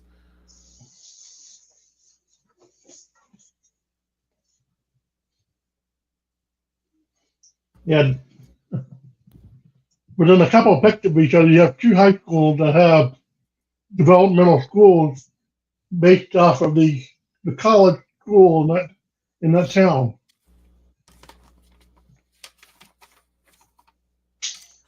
By the way, did we update where with Trey Harris, where the state he was? Didn't we update him?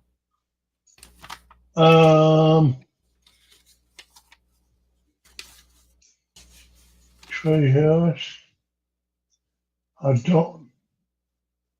He is from Louisiana. Yeah, I think we did update it. Louisiana has two. Yeah, we did. So Massachusetts enters the chat. And I'm going to go ahead and get that added in here on our board.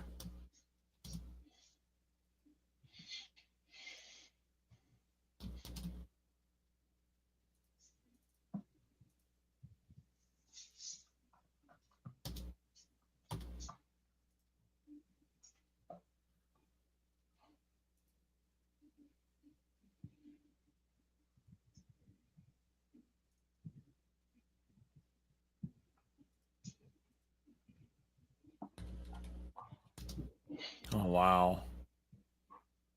Nice thing that the NFL does is they recognize these charities like the Make-A-Wish Foundation, U.S. military, and things like that. They take their time during the draft and really showcase that.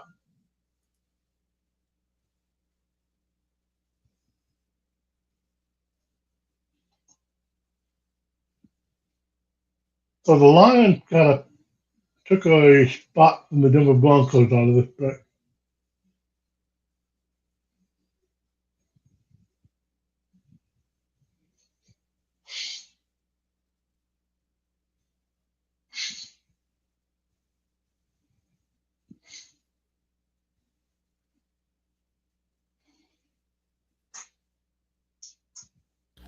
There goes the USA chance.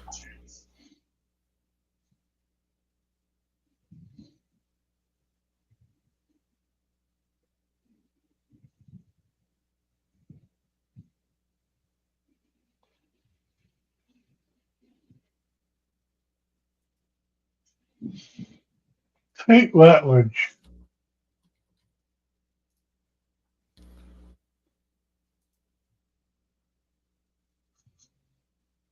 Wow.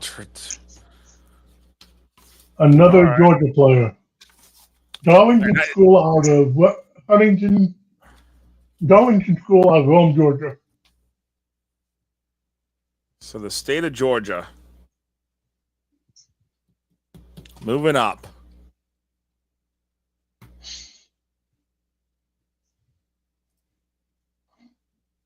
Now the state of Georgia is now tied with California for the third most at 5. And again, as we're here in the second round here, it's only 32 picks here in the second round. So when we get to the third round, we're that close here to going into the third round here, and probably I'd say you're going to see some compensatory picks after the 32nd pick. So there's more picks in the third round than you would anticipate. Yes. So right now, as I'm looking at it, as I would say here, we're probably going to go into the third round. I mean, we're coming up at 9:00 here, so we've been in the draft now for 2 hours here in the second round. I would say probably no later than 9:30 Eastern time, we will be into the third round. Probably sooner than that. Yeah.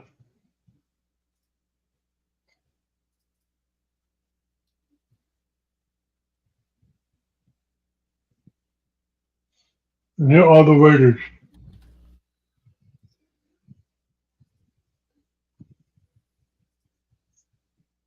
By the way, our list is kind of filled up there. I'd say that I might have to shrink the font size down on some of this just to get more states in. If it keeps going, which is incredible to see all the states participate having the picks this year. I mean, Massachusetts being the latest one here. Do we have an update from Jeff Fisher on his availability?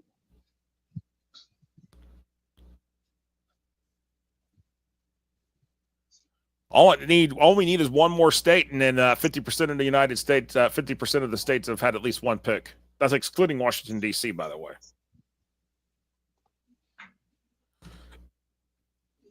Zach Beach, wide receiver from Texas. Out of St. Thomas More out of Louisiana. Yep. Louisiana gets another one.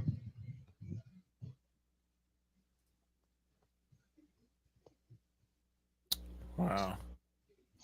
Oh.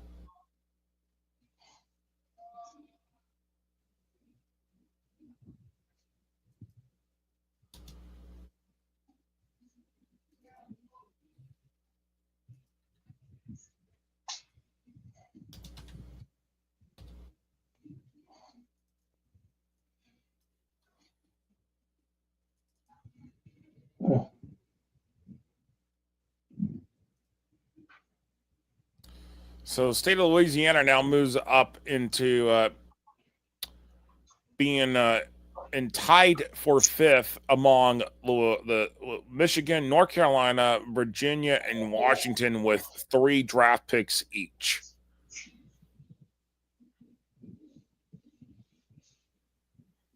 By the way, the state of Texas. Well, I really do feel like the state of Texas will be the first state to enter double digits this draft. Yeah, that's going to be pretty obvious. And I think it's going to happen here pretty quickly here before we get out of the second round. Before the second, maybe right before the second round. I mean, despite the fact that there's only like 6 more picks here to go in the second round here, I feel like the state of Texas will end up getting another pick or two among their high school football alumni. Let's see if we can get an update from Jeff Fisher. I'm actually going to take a Jeff is based in Atlanta, and if the connectivity, if the weather's bad up there, this may be I want to see I'll see what it's doing up there. Yeah, it's actually the storms are getting actually it's kind of getting a little bit worse there in the Atlanta area, and so we'll just check in and see, because actually Jeff, what I've looked on Jeff's thing tonight, he his let me see if I can find out where he's pulled where his draft tracker. Let's see, round 1, round 2. Let me see if I can see.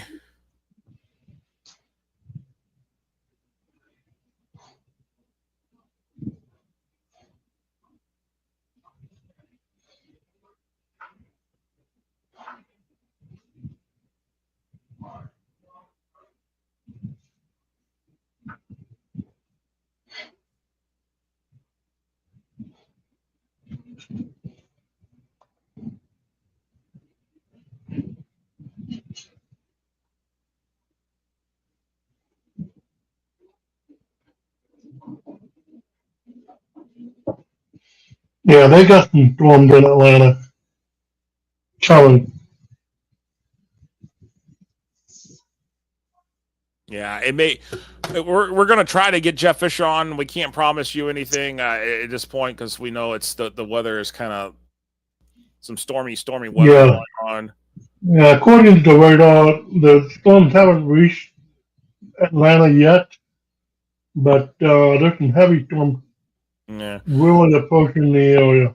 By the way, Jack Betch, the one that just got drafted, his older brother was killed in New Orleans terrorist attack on New Year's Day, which is really sad. So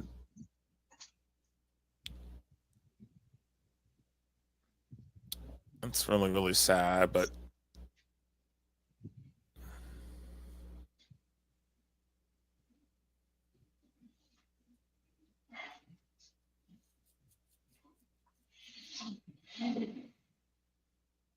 well, the commissioner's about to make a special announcement here, Chris. I wonder what it could be. I wonder what's up, because he's going to do this before the Ravens pick comes out.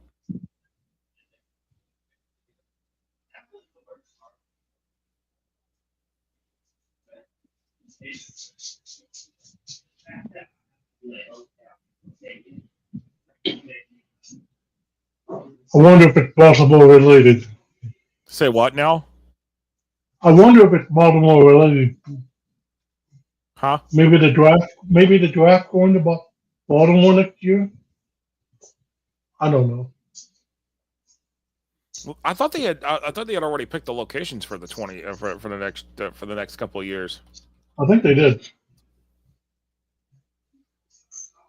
Yeah, the 2026 draft is supposed to be in Pittsburgh, so that's where it will be at next year, April 23rd through April 25th.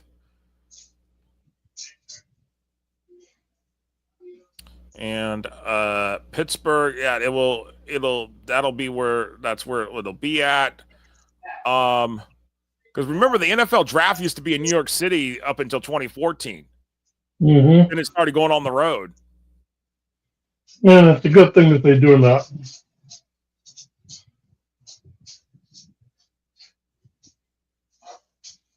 The NFL is starting to follow the model that the NHL does.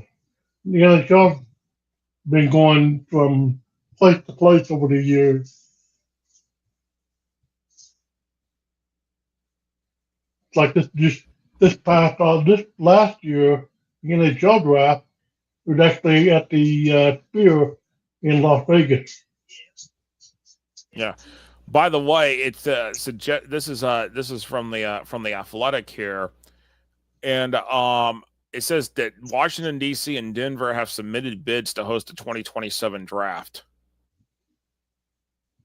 Makes me wonder, could we be getting an announcement tonight of where the draft will be in 2027? 2 years from now, by the way. Not next year, 2 years from now. Yeah. And the funny thing is, we were talking about this yesterday. The Washington City Council is expected to vote on the stadium for the Commanders in the next few days, if I'm not mistaken. By the way, ever since the draft left New York City, where it was held, where it was at the Radio City Music Hall, it went from beginning in Chicago for 2 years. So it went to Chicago for the first 2 years, 2015, 16, and has made stops also in Philadelphia, Dallas, Nashville, Cleveland, Las Vegas, Kansas City, Detroit, Green Bay being the next city here, Pittsburgh being up next. Okay. If you look at a lot of this, what is the commonalities for a lot of these cities outside of Las Vegas and Dallas? What do they have? They're all up north. They're all up north. They're all giving these cities that are not going to have the opportunity to host Super Bowl a chance to experience the draft. Now, out of those cities that I just mentioned, I think Nashville would be a possibility once the new Nissan Stadium is that they could host a Super Bowl. They would be there's a potential chance there. Yep. But the question remains: Nashville, like it does Jacksonville, do they have enough hotel rooms? Yeah, they do. And that's what Jacksonville's downside of potentially ever hosting another Super Bowl is the number of hotel rooms within a 90-minute drive from Everbank Stadium. Has it gotten better in the last 20 years since Jacksonville hosted a Super Bowl? By the way, 20th anniversary of hosting a Super Bowl, also 20 years since I graduated high school. So that's how I keep related of how long ago it's been. Here we go with the Ravens pick. So what was the announcement? Did we have the announcement? Not yet. Oh, it's coming up after the pick. Yes. Okay. For Jacksonville to host a Super Bowl again, there needs to be more hotels. But the number of hotels, has it increased in Jacksonville? It has. There's been more hotels that have opened since, but there's no way Jacksonville could ever pull off again what they did in 20 years ago, bringing in the cruise ships. The cruise ships are so much bigger now. There's no way it would ever fit under the bridges there in downtown Jacksonville. Mm-hmm. Mike Green, the defensive end from Lafayette High School in Williamsburg, Virginia. Wow.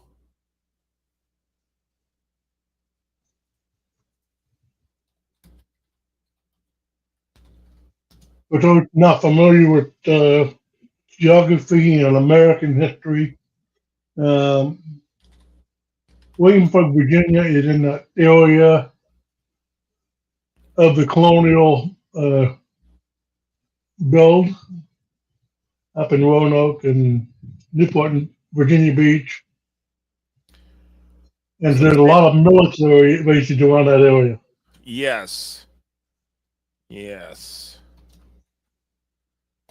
All right. Of course, Williamsburg is also the home for Busch Gardens. So.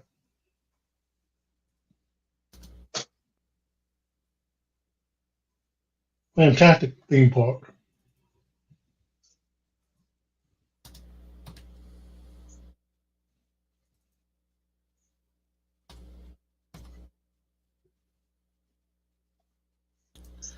So the state of Virginia now has 4. So they have moved up the list here.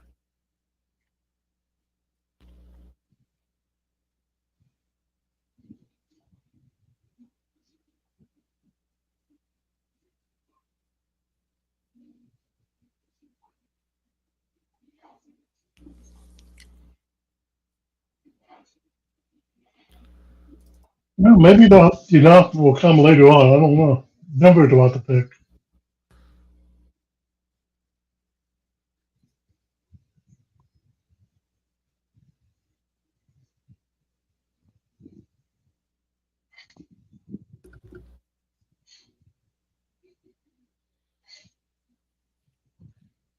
Huh. That's interesting. Yeah, that's interesting. Josh? There you go. RJ Harvey. I said there was a potential chance that RJ Harvey could go into second. They were projecting him third. Here we go. RJ Harvey out of Orlando Edgewater off the board, giving Florida another pick here in the second round. And so there you go. I said there was a potential chance that RJ Harvey could go here in the second round. And just based upon the, it was a third round projection by most mock drafts. But here we go. Wow.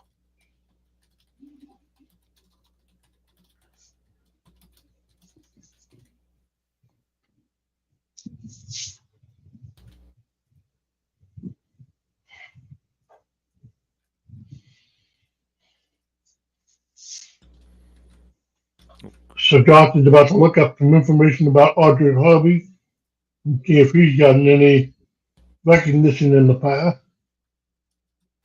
Yep, and that's what I will take a look at here in just a moment here as we're updating here. And Florida now moves up to 7 on the board. Of course, the Washington Commanders are on the clock, and they're just got their pick in.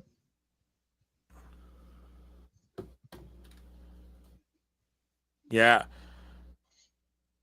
Yeah, he said, Jeff Fisher said the Storms are just sitting like right over top of them right now. Yeah.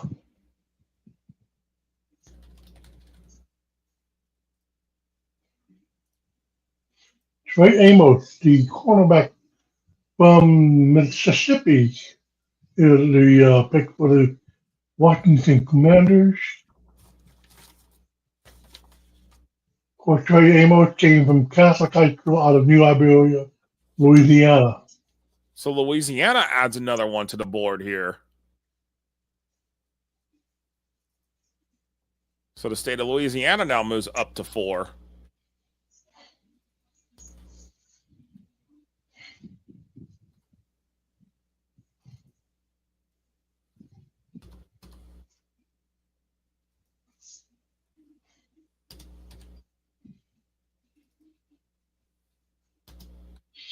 Three more picks to go in the second round.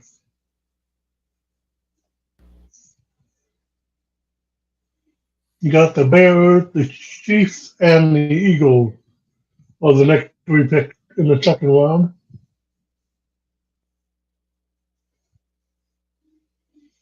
Of course, the Bears just made their pick.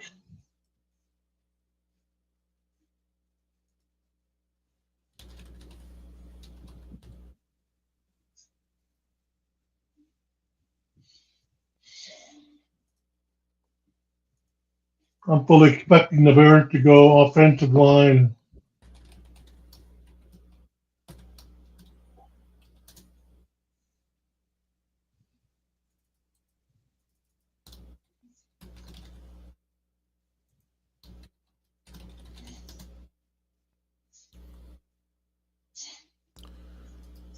All right, so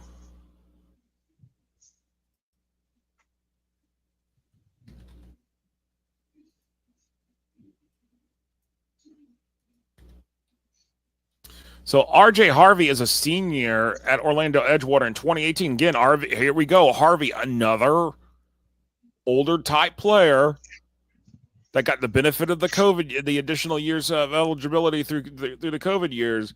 RJ Harvey is a senior coming out the 2017-2018 school year. The 2018-2019 school year, excuse me, sorry. For the 2018 season, Class 7A was second team offense. And actually, when Harvey was at Edgewater, he was actually quarterback, not a running back. So take that into thought for a moment. You see a lot of that. You see a lot of these quarterbacks making the transition to like running back and defensive back, especially at the college level. So that's not all a surprise. So that gives you anything right there. There you go.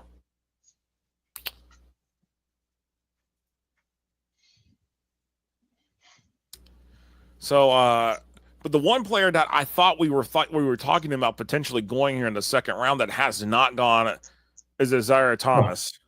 Yes. I'm a little surprised that they haven't gotten him yet. By the way, our friend Jeff Fisher at High School Football America, why he's not going to be, he's right there in the area north of, just north of Atlanta towards Canton, Georgia. Mm-hmm. And the storm is just literally sitting right over them. Yes. I saw the radar a few minutes ago, and it just looked like it's just going straight up. So you can be in that situation for pretty much the remainder of the night. Yeah, it's not the best night in the world there if you're in Atlanta like that, especially north of Atlanta.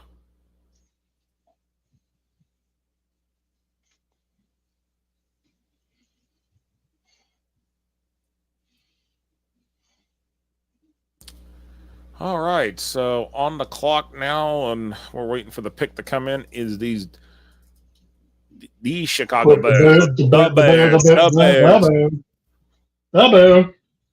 Bears. So looking at this, at what we've gone through here through 2 rounds here, Chris, just thinking about this, is that Shedeur Sanders has still not come off the board. Isaiah Thomas, we had talked about, he hasn't been drafted. I thought he would come off, but he hasn't.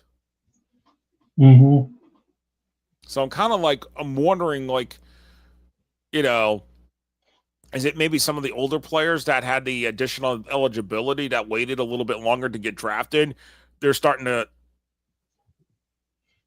You're starting to see that.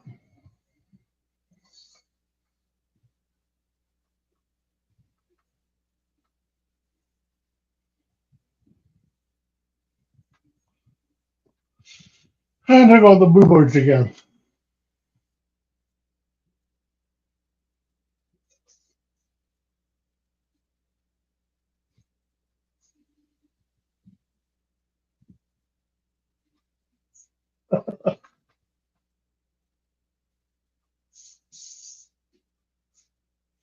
Y'all are still booing.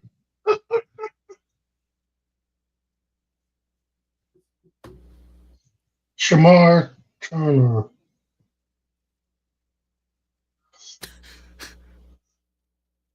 Wow. Shamar Turner from Texas A&M.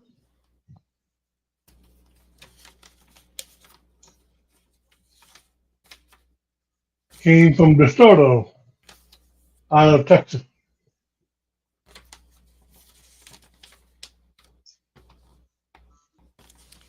So another is, you said, to out of this DeSoto, Texas? Yep. Wow. There we go.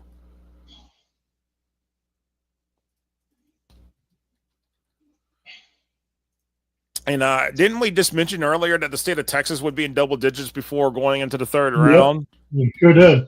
And there you go. State of Texas now up to 10.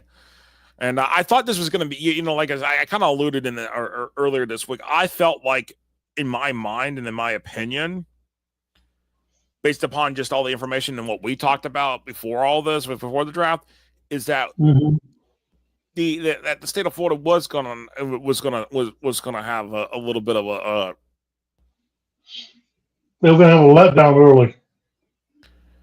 You know, it was to be expected that Florida wasn't going to be, you know, in the mix of terms of potentially being in that top 2, top 3. But right now, Florida's holding its own. We've got 7. Texas has got 10. We're actually not that. We're actually done a little bit better in the situation of we've seen a couple players go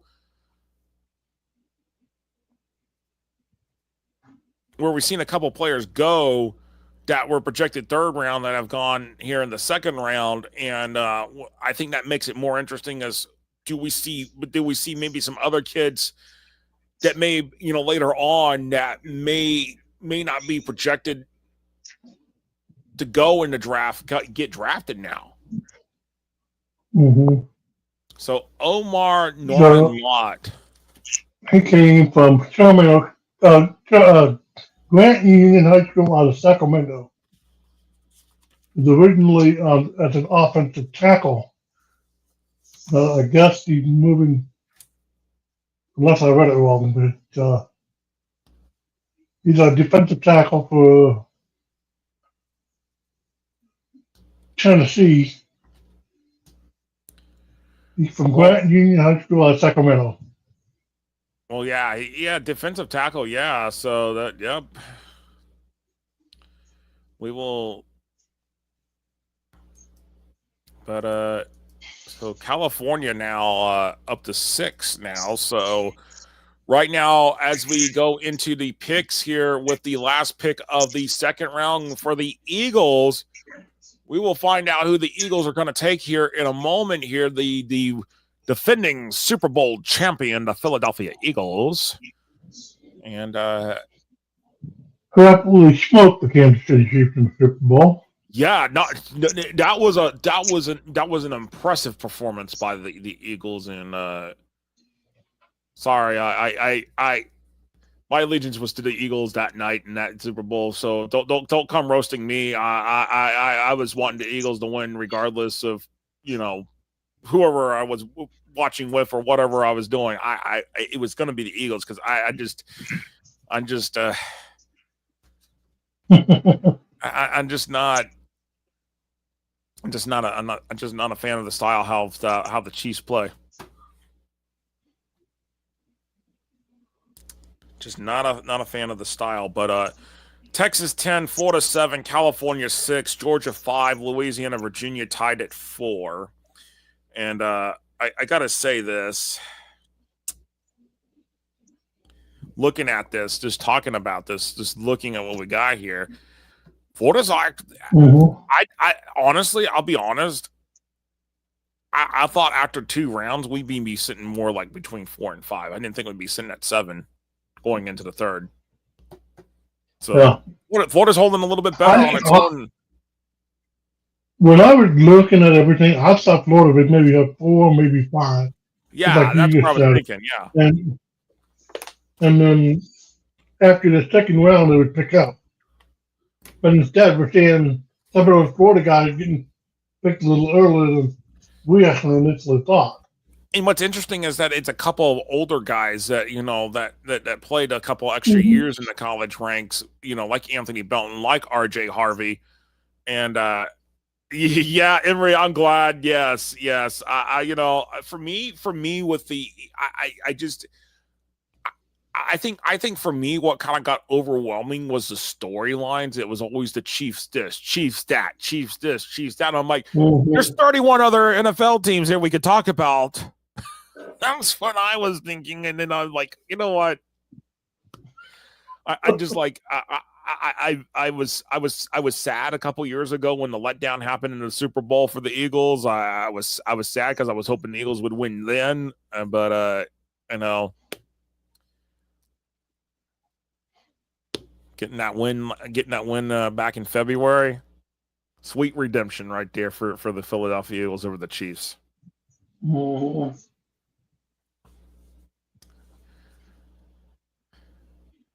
Eagles have got 6 picks remaining, and I'm thinking that's including the total, including this upcoming pick here, who we're waiting for. By the way, one more pick, the Philadelphia Eagles here in the second round, and then we are going on to pick number 65, starting off the third round. So I'm really curious to see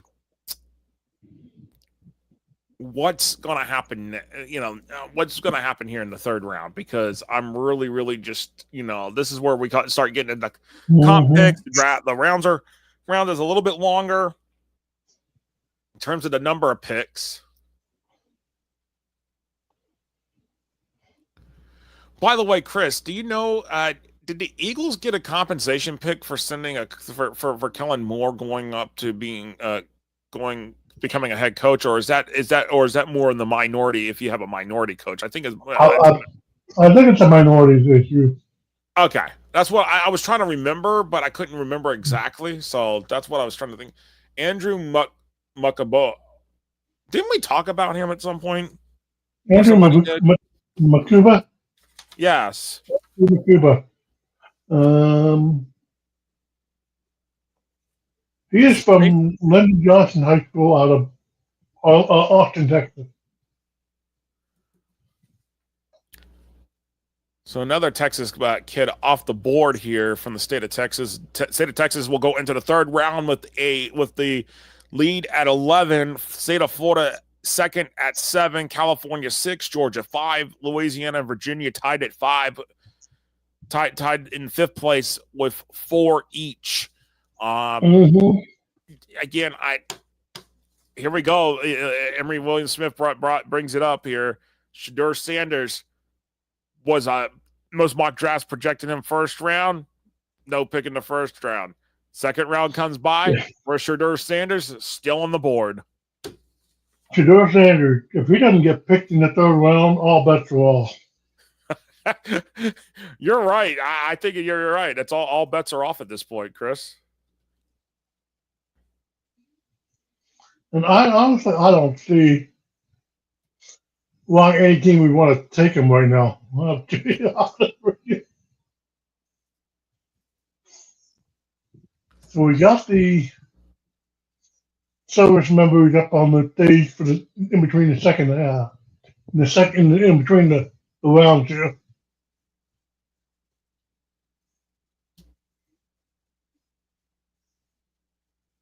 All right.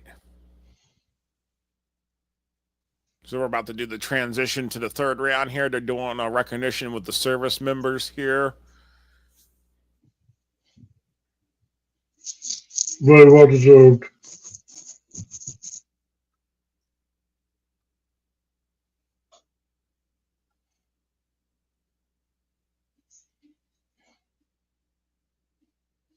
By the way, I said, Chris, it would be we probably be entering the third round about roughly 9:30, and it's 9:29. So here we are going into the third round, and I believe the clock is now set at 5 minutes because I think tomorrow during the rest of the rounds, I want to say it's 4. It's not. It's very quick. By the way, say hello to Sunshine. I mean, yeah. Cat says, "Hey, pick me. I'm eligible."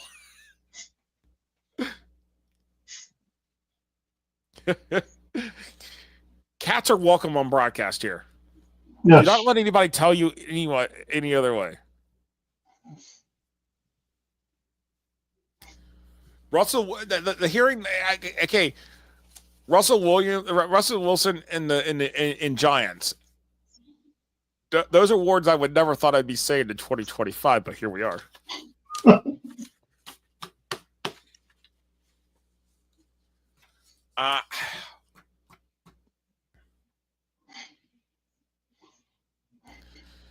Let's take a look at the clock. Okay. Did they not even put up a clock anymore? Oh yeah, okay. It's actually, you know what? Sorry. It's 7 minutes. So wait a second, hold on. It's 7 minutes. Let me make sure that I'm getting this right. 4 minutes? Is it 5 or is it 7? So the Giants are already making the pick.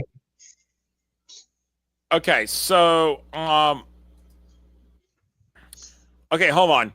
So it was 10 minutes in the first, 7 minutes in the second. Now in this round, 5 minutes in rounds 3 through 6, and then in the 7th round will be 4 minutes. Okay. Darius Alexander, defensive tackle out of Toledo.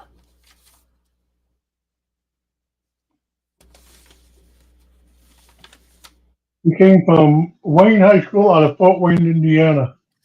Wow, Indiana having a draft here, because usually we don't see much of out of Indiana popping up on the draft boards usually.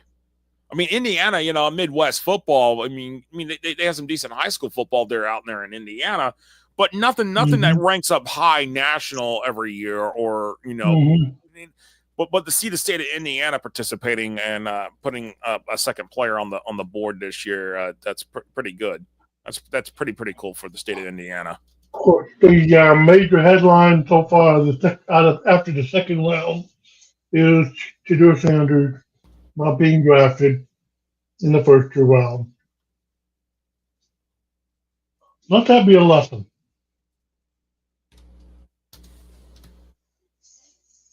Let's say what, Chris? I mean, let that be a lesson. Shedeur Sanders not being drafted in the first two rounds. Oh, absolutely. I think that is a whole different dynamic that we have not, like, you can't just walk into this draft and think you're gonna do well and you're gonna get. Mm-hmm. Ashton Gilliard. Yes, Ashton Gelati, that name, I believe. Yes. Defensive lineman out of Boca Raton. Played at Louisville. So there we go.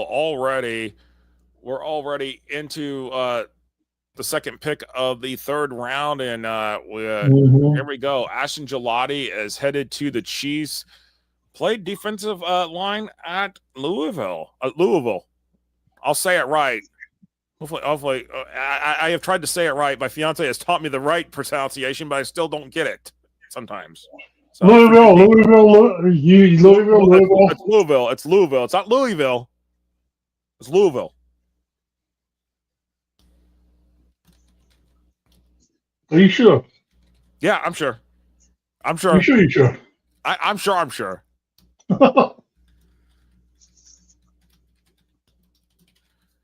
So there we go. That brings the total for the Sunshine State up to 8 pretty quickly.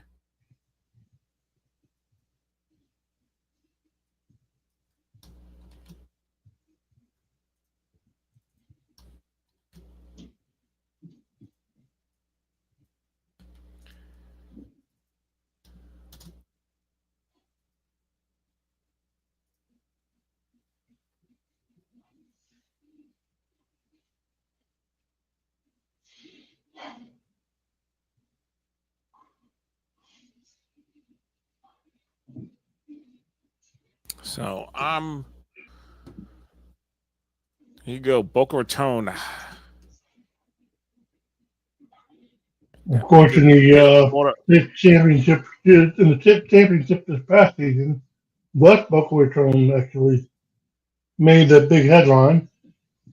Yeah, their Boca Raton High's biggest rival, one of their big rivals, one of their in-town rivals, West Boca Raton. They made the splash headlines. Boca Raton was a playoff team this past few years. They've been pretty decent, but haven't made it as far as their counterparts over at West Boca. So, but I suspect that we'll be talking about West Boca Raton and their players in a few years, potentially once they get through the the college level. We'll talk about them being draft picks as well. So they're going to be a force to be reckoned with over the next couple of years. Oh yeah, absolutely. They're going to be a force to be reckoned with. Oh yeah. By the way, spring football starts Monday in the Sunshine State, so we're going to find out what some of these teams potentially have, but sometimes, as they say in spring football, you can't always trust what you see in spring football because transfers will still happen after spring football. All right, so the Browns.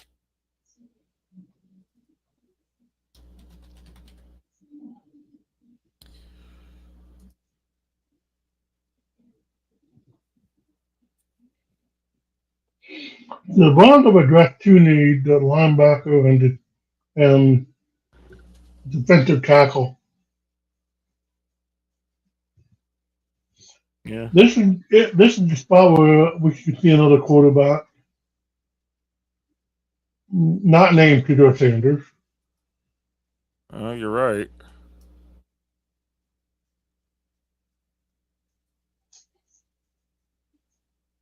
If there's any quarterback that's going to come off the board, it's probably going to be Quinn Ewers or Will Howard or Dylan Gabriel. Yeah. Oh, absolutely. I'm going to do something here real quick.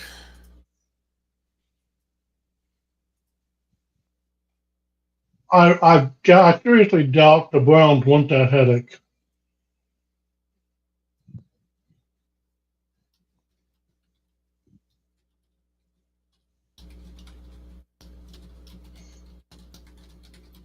I'm going to post a tweet out here.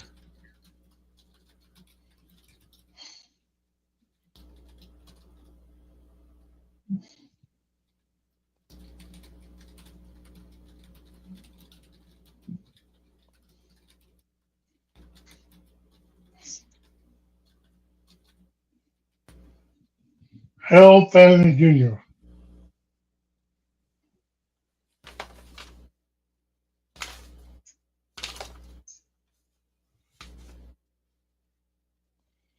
Out of Ohio. McKinley High School, which is actually, I believe, it's adjacent to the NFL Hall of Fame. All right, give me 1 second here. I'm going to see if I can paste this in. There we go. I believe McKinley High School is the school that's adjacent to the NFL Hall of Fame. Yeah, Chris, why don't you look that up while I'm going to thing, and then we'll catch up on the next draft pick that we had here. Because I'm posting a tweet right now on X right now. As I tweet, still call it Twitter. You know, I mean, it's still not gotten totally growing on me about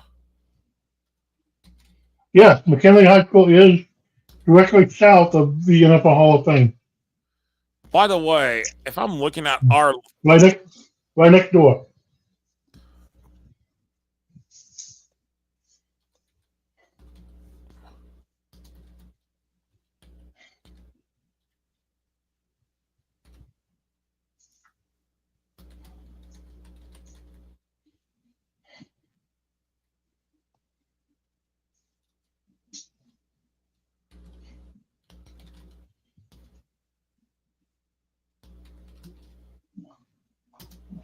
See if what the Raiders do here is their pick.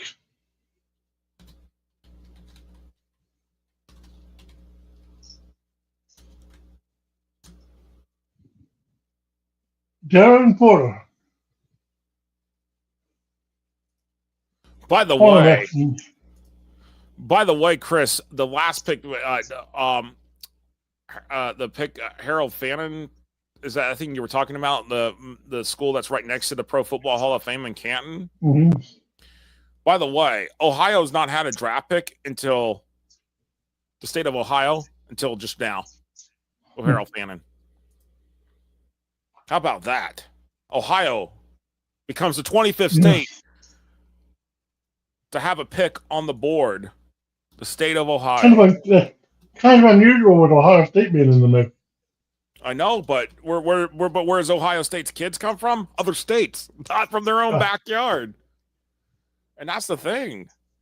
But Darren Porter is from Bettendorf, Iowa. Wait a second. Iowa? Yep. Wow. Okay.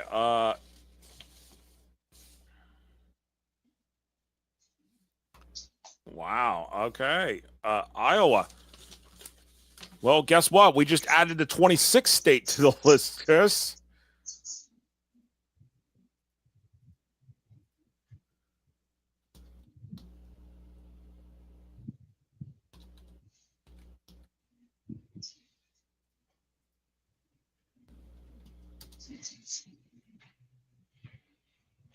These picks are going to start coming on fast.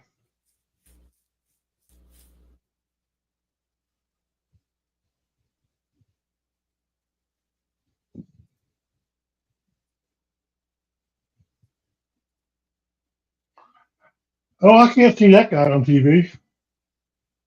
John Cena. Wow. I don't see him. Huh? I don't see who that is. You don't see it? John Cena, you can't see him? Oh, I can see him. You sure? Yeah, I can. I'm sure. I can't Maybe see not. him. Oh no, never mind. Never. Are you trying to give me? You know, that's a wrestling. Emily Smith Oh, would know what I'm talking about. not Emily Smith would know. you're using the wrestling reference, and I'm like, what? What? Oh wow. Kyle Williams, wide receiver from Washington State.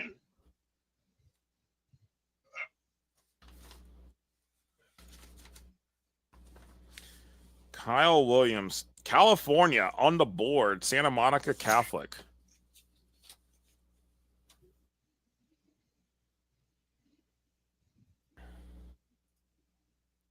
So now California has 7 on the board.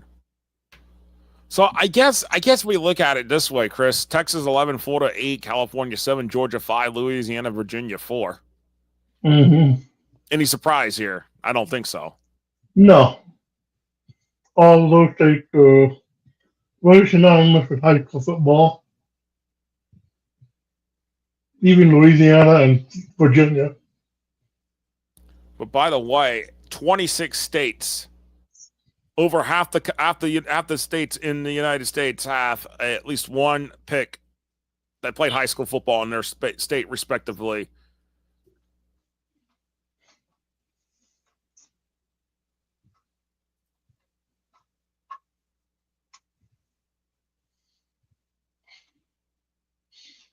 And here come the Lions picks. Oh, Terrion Arnold from St. John Paul II out of Tallahassee. Terrion Arnold was drafted by the Lions last year. Terrion Arnold was a huge, tremendous asset for St. John Paul II when he played. Mm-hmm. But there you go. Yeah, he's been a big impact with the Lions last year, too. Yes, Terrion Arnold. By the way, side note from Allison Posey at WCTV in Tallahassee, him and Anthony Belton did play together a little bit because Terrion Arnold was actually at Florida High before he went to St. John Paul II. Isaac DeChay from Community Christian out of Hudsonville, Michigan.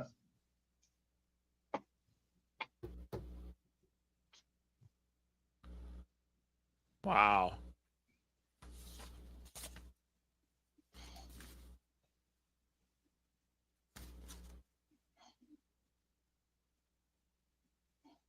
And it looks like he came out of Unity Christian of Hudsonville, Michigan, if I'm looking at that information correctly.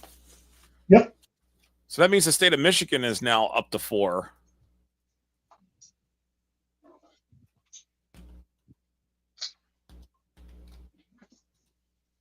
So there you go. State of Michigan now up to 4. So Louisiana and Virginia just gained some company. Boy, I'm kind of really interested to see where this goes now. I mean, let's see. The Saints are up on the clock.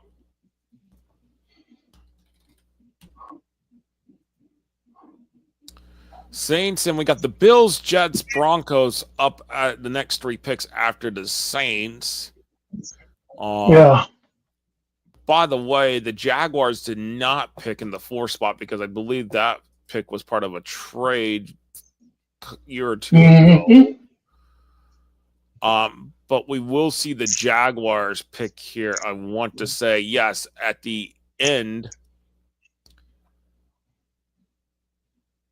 It was a special compensation pick that went to Detroit but was traded to Jacksonville. I'm trying to remember what the reasoning is behind what that.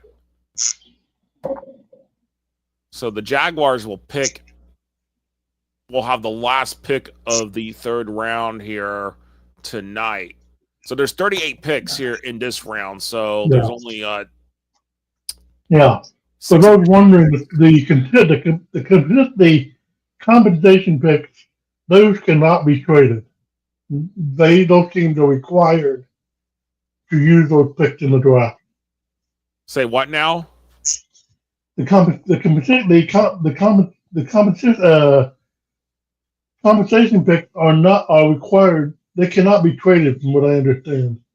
Well, actually, it shows on here that the special compensation pick, this one came from Detroit and is in Jacksonville's hands. The one Atlanta has came from the Los Angeles Rams. They were special comp picks, and then there's other comp picks here where you got the Giants. It went. This is an interesting compensatory pick at pick 35 in the round, so the over 99th overall pick. Has the Giant went from the Giants to Houston to Las Vegas. So the Vegas is actually going to pick twice in a row, 98 and 99. I believe it's got to do with signing free agents from the other team. And that's what I'm trying to figure out.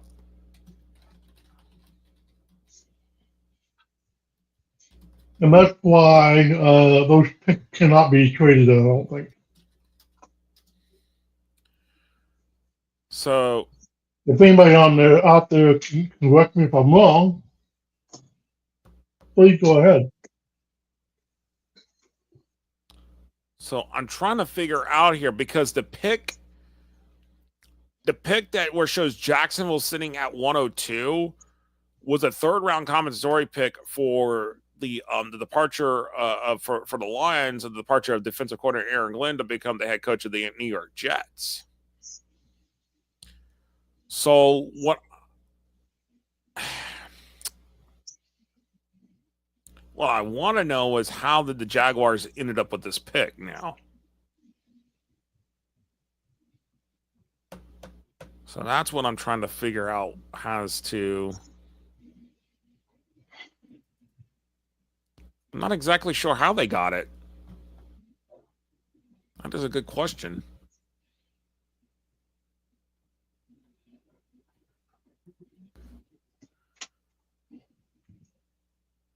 Shedeur Sanders. Oh, wait a second. There was hold on. NFL draft trade alert. This was 5 minutes ago. Sorry. Now I'm seeing what's going on here. So Lions acquire picks number 71. So this is what happened. No wonder why. Hold on. Now I didn't realize this happened. I didn't even hear them mention this. So Lions acquire picks number 7182 and a 2026 6th-round pick from the Jaguars for pick number 102 and two 2026 third-round picks. What's going on in Jacksonville all of a sudden?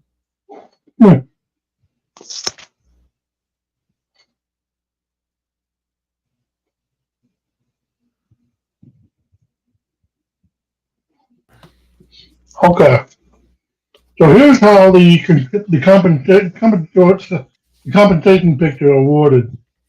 Teams that lose more or better compensation or more or better free agents than they signed during the previous offseason.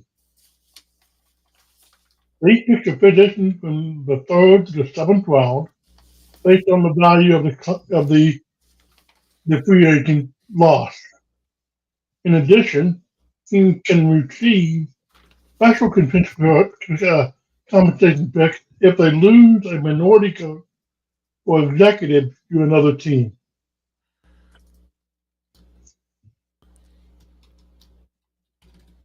Wow. So, by the way, the Jaguars. And this also includes head coaches and general managers. So the Lions traded up with the Jaguars in round 3 to get picks number 70. So this is interesting. I didn't realize this. So the Jaguars were supposed to pick at 70. Mm-hmm. The Lions got that pick, got 182, and then the 2026 6th-round pick. The Jaguars are now getting the 102nd pick, which was which was the special comp pick, which obviously can be traded after a certain point. And then the Jaguars will get two 2026 third-round picks. So, again, I don't know what the strategy is going on here for Jacksonville. What's like, are they just –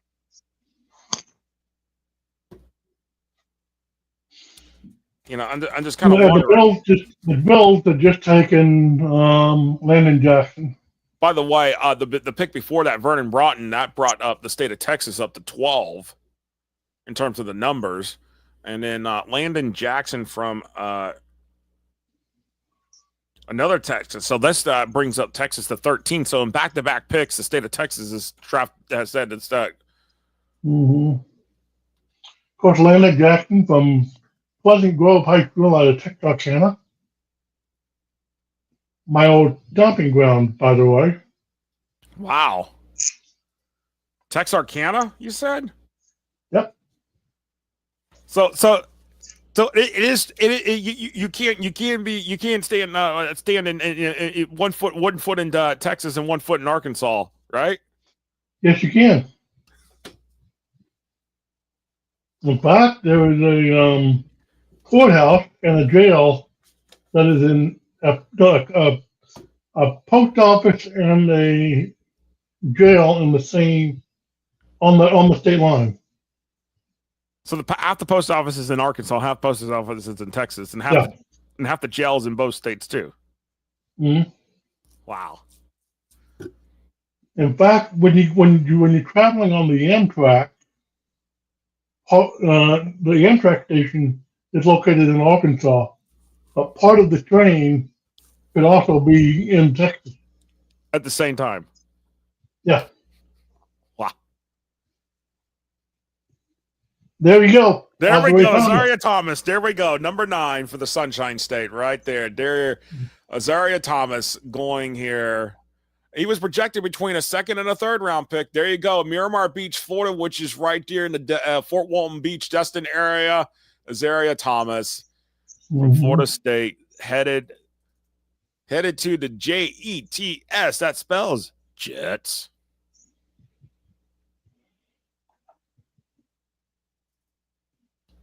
We were expecting him to come around this time.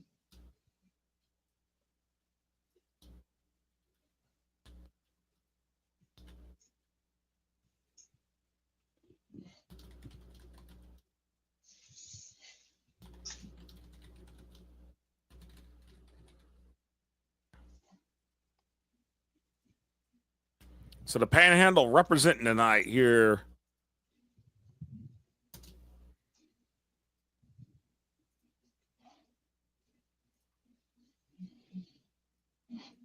So somebody Smith mentioning some players that are still playing baseball at this time of year too, in addition to spring football.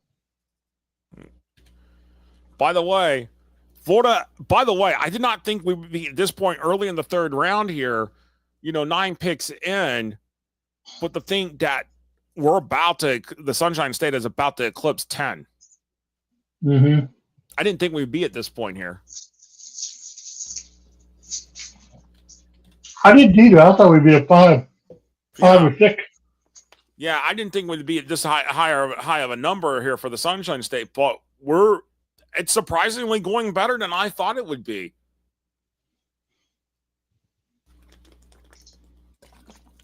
I did not have a high expectation over the state of Florida for the first 2 or 3 rounds. Wow. With that said, I did say that Florida was going to start picking up in the third. Yeah.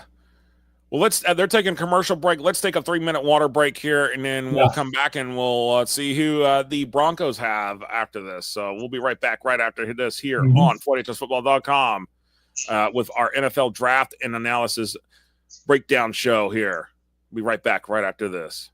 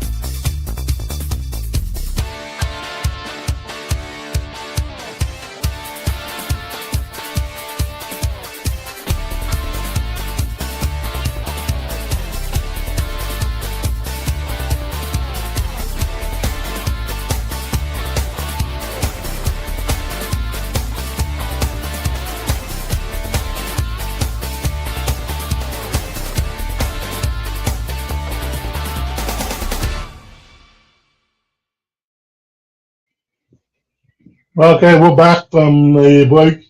The Denver Broncos have taken a step, making their pick now. Let's see who they're on. We're waiting on Josh to come back. He'll be back in just a second. Denver Broncos, we'll take Pat Bryant out of the University of Illinois.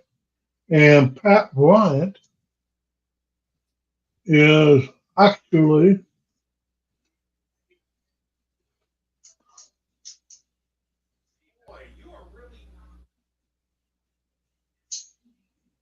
a player from Atlantic Coast in Jacksonville. So another Florida player off the board. Atlantic Coast in Jacksonville. Pat Bryant from the University of Illinois. Wait till Josh comes back and sees this.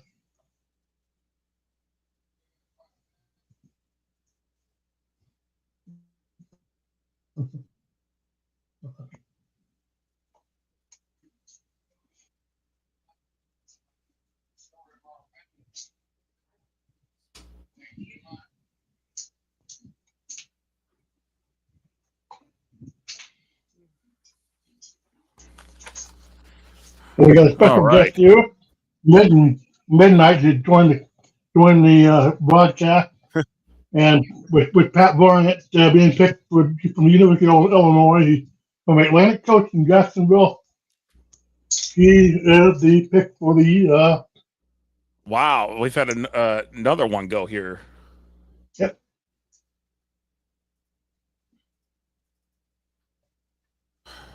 So you got another Florida player off the board.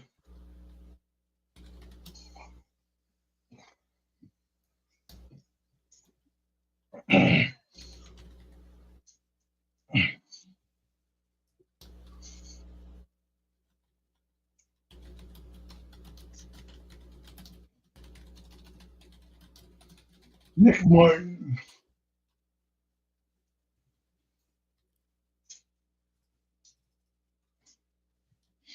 Why does that name sound familiar? Of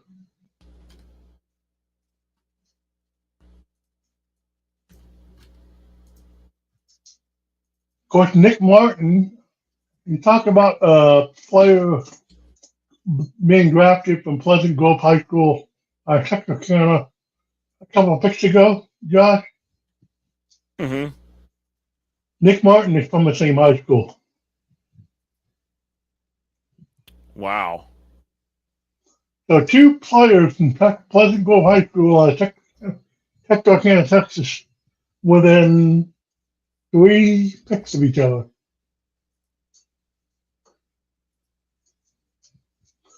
Landon Jackson going to the Bills, and then two picks later with the Broncos, Nick Martin going to the Denver Broncos, both from Pleasant Grove High School as Texarkana, Texas. By the way, I think that gives the state Texas 14, Florida now at 10.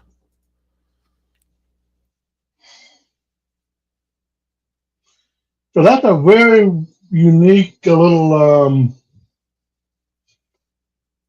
draft history. The two players coming from the same high school within 3 picks of each other.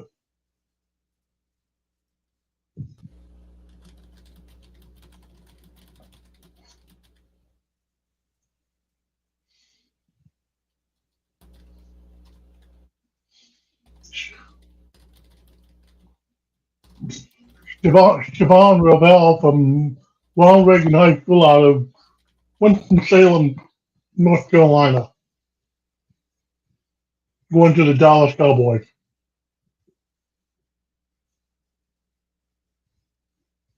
By the way, they're having a hailstorm in Atlanta, so we can't get Jeff Fisher on. Of course. As much as I wanted to get Jeff on to talk. Yeah.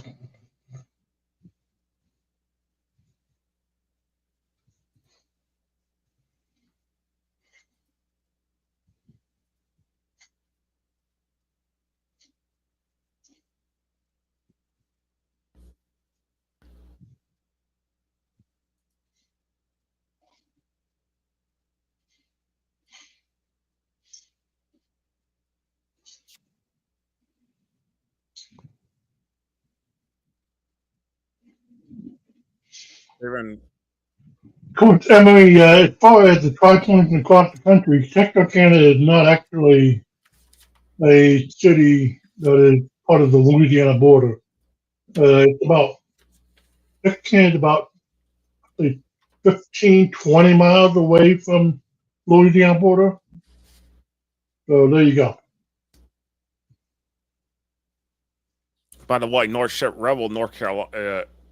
So that gives North Carolina now 4 on the board.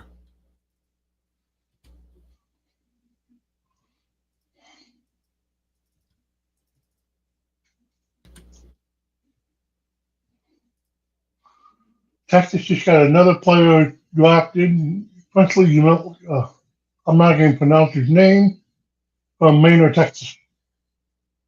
Wow.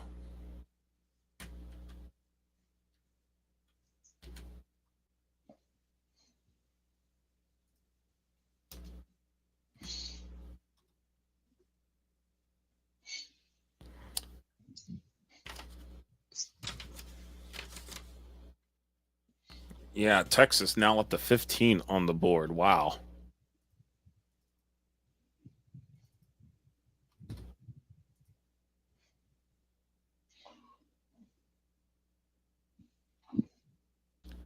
Wow, I'm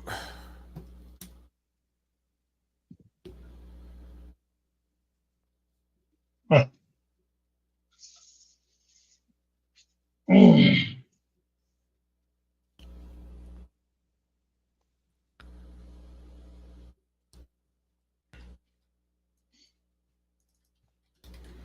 and I don't think all the teams are taking the 5 minutes either, or the 5 minutes. No, they're not. They're going really fast.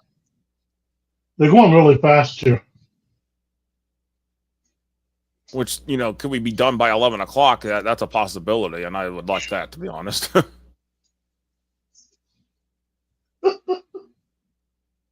I probably shoot more for 11:30. But it seems like we're kind of going quickly here.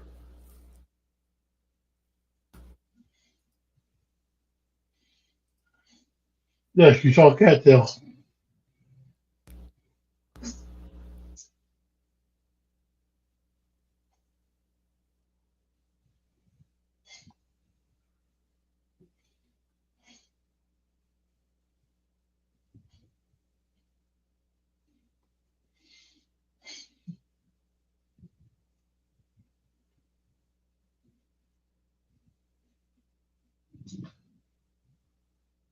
Okay, let's see.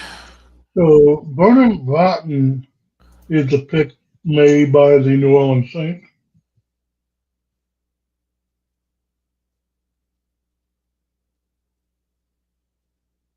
How did they end up with that pick? Yeah, so we're looking at this. I'm looking at their guys that we had here that are potential picks here that could be drafted here in this round, and there's a lot of names that we could see go here that are from the Sunshine State. By the way, Pat Bryant going in the 3rd round, he was projected more as a 5th or 6th round type guy. That's what threw me off. I was like, why? So that is definitely another pick right there that came surprisingly about in terms of being early. Guys that we could see like Joshua Farmer, who Florida State from Gadsden County. Going through the list here of potential other guys here. Jordan Phillips from Ocoee, defensive lineman out of played at Maryland. Xavier Repo from played high school football at Deerfield Beach, went to Miami, projected anywhere starting in this round.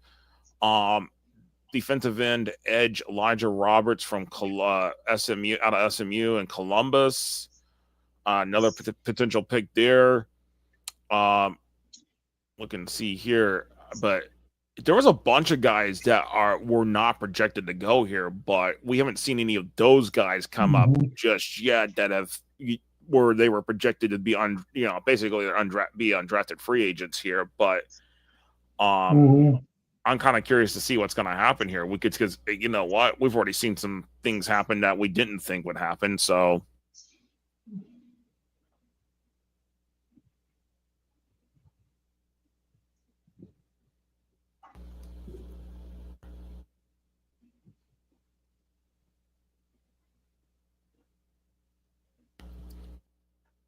I'm sorry, but Jordan Burke. Arizona's on the clock. Jordan Burke. Why? South Carolina. Yeah. So South Carolina, a state that we don't usually see no more than 2 to 3. Well, here they are at 3 now.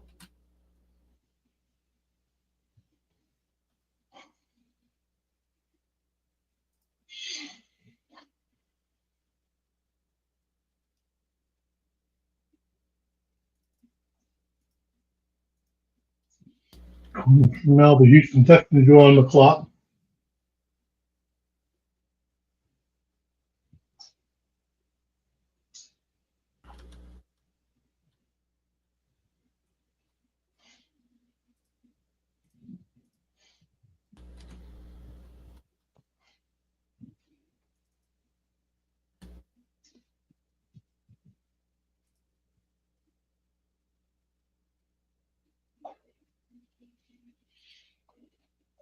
Let me just see what the Texans go here.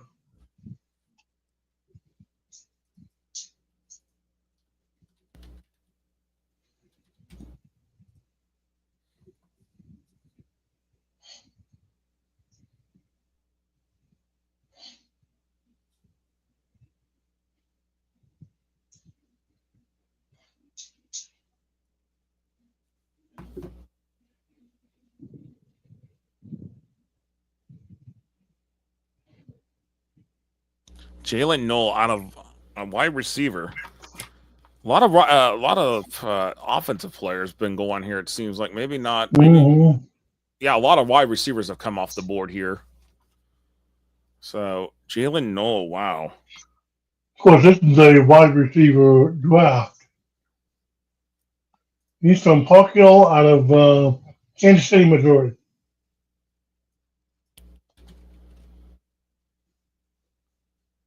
So, state of Missouri now.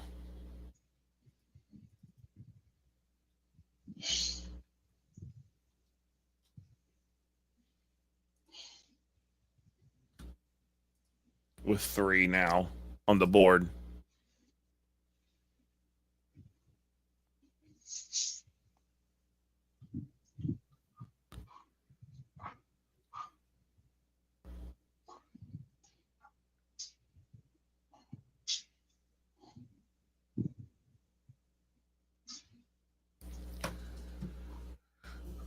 Indianapolis Colts are on the clock. Seems like the NFL is having trouble keeping track of the draft on their own site. Well, I've got the pick that just came in. The Colts, Justin Wally from Minnesota. Yep, I see that.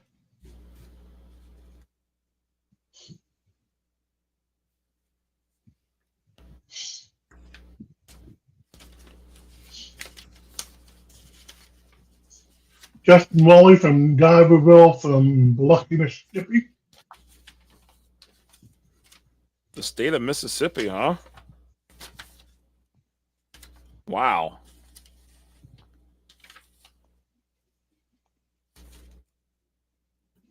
That's a state that has some pretty good football there, but they're not really known for the high school football.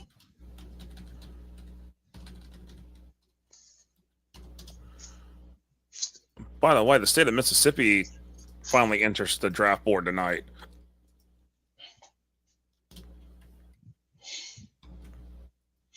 It's surprising that the state of Mississippi struggles every year to get draft picks, considering that they're a southern state like they are. Yeah, and that's interesting considering you're right. It's and you know, you get the teams that are in Mississippi right there, especially like the ones that are in the south end of Mississippi, that they will play teams from Alabama, they'll play teams from Florida every year. But Mm-hmm. at the end of the day, you just never hear about draft picks coming out of the state of Mississippi. I mean, they might get drafted from from the colleges, obviously, like Southern Miss, Mm-hmm. Ole Miss, and Mississippi State, but not. But those players are usually from other states, not from Mississippi itself. Yeah. We are going pretty okay, so we're starting to speed it up here a bit. Yeah. Dylan Fairchild, guard out of Georgia. Dylan Fairchild out of He Georgia. played at West Forsyth out of Cunning, Georgia.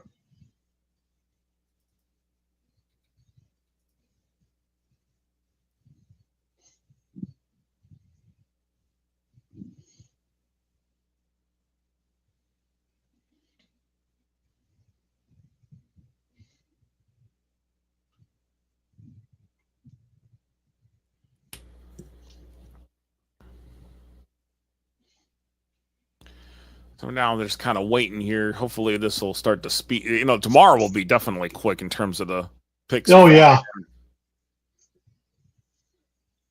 And there's a chance that we may have players that are not on our list that can get drafted.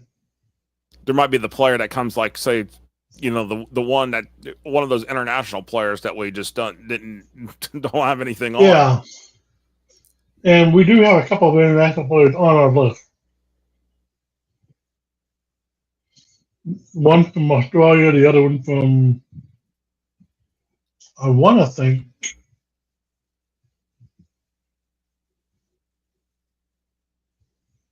Canada.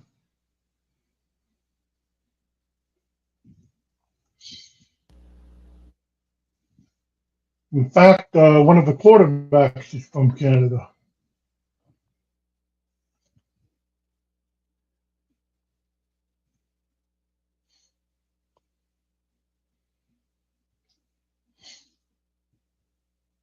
Curtis Rook from that played at the University of Indiana. He came from Ontario, out of the Toronto area.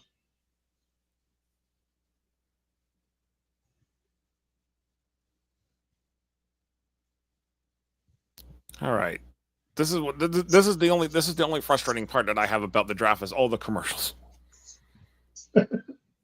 Like, some of this could go quicker if you didn't have to do as many commercials, And the third day of the draft, they never focus on the pick. No, they don't,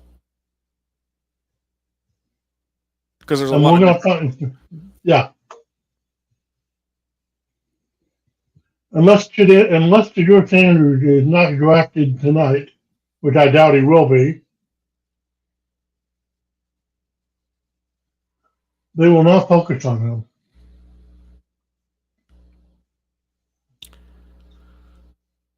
By the way, so let that be a lesson. Let's go ahead. By the way, according to Justin Barney at WJXT in Jacksonville, didn't think about this, but Pat Bryant being drafted there by Denver at pick 74 marks the first athlete, former high school football player from Atlantic Coast to be drafted. So Atlantic Coast opened in 2010. It has taken 15 years for the school to have a NFL draft pick. Quite impressive. Yeah. And and he said also that Pat Bryant is the highest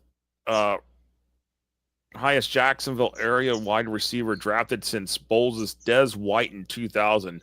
Des White, that's a name that I haven't heard in a hot minute. Des White.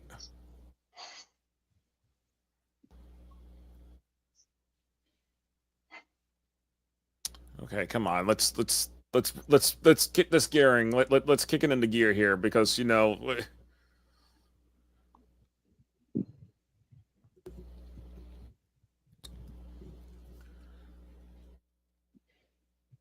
think the NFL's fallen behind on their picking offense.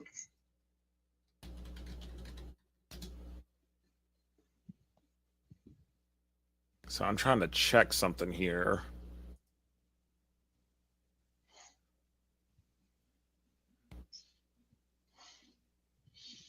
Kevin Winston Jr., Penn State.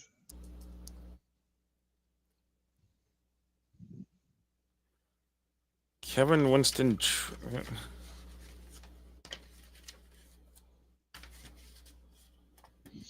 From DeMatha Catholic. Say what, Chris? He came from DeMatha Catholic out of the Hyattsville, Maryland, in the D.C. area. The big high school in that area, DeMatha Catholic. Wow.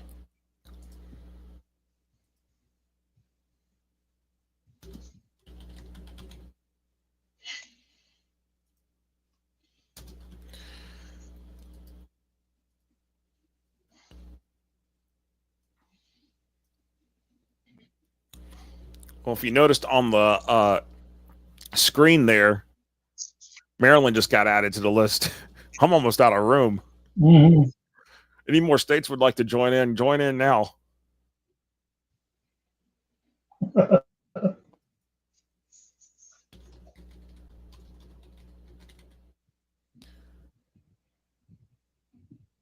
'83. Run Swan bringing the table down. 83. We're about 20 picks out from being over for the night. Mm-hmm. I don't know. Let's see.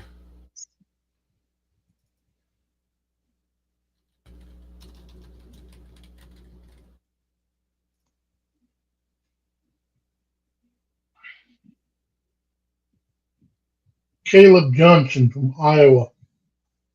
Wow. Running back. Out of Ohio, so there's the state of Ohio with their second tonight. Of course, Caleb Johnson coming from Hamilton, Ohio.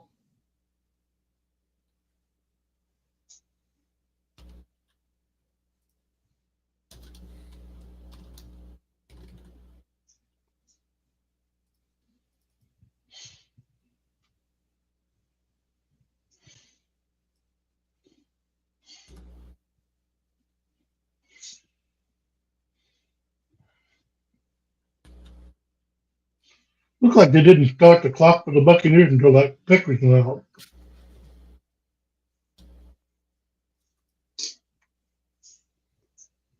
So the Buccaneers now on the clock.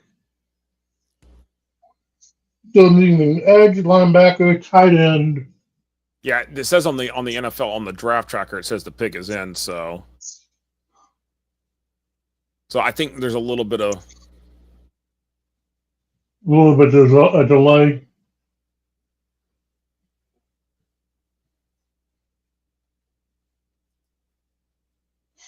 Come on. This is the problem I keep having with they say, oh, it's a stunning development. It's a stunning development. It's like, did you not realize that by him not doing a pro day, him not going to the combine was going to cost him? Yeah.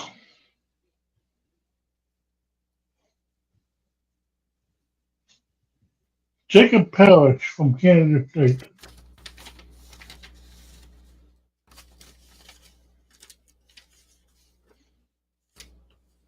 He came from Olathe North out of Omaha. Olathe, Kansas.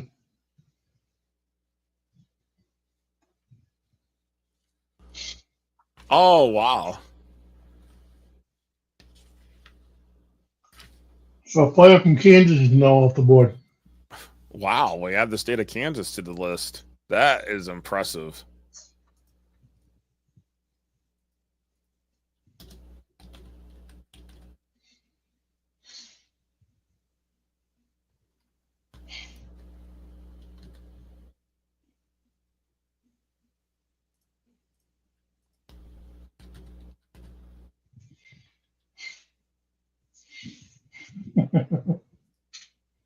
Of course, Emily Smith chiming in on the Buccaneers. Yep.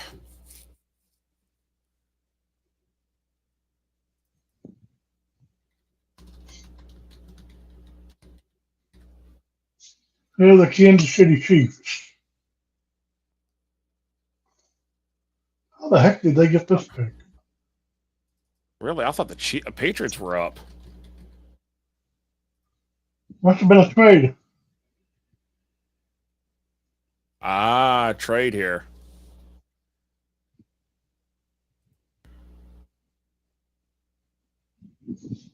Noel Williams, cornerback from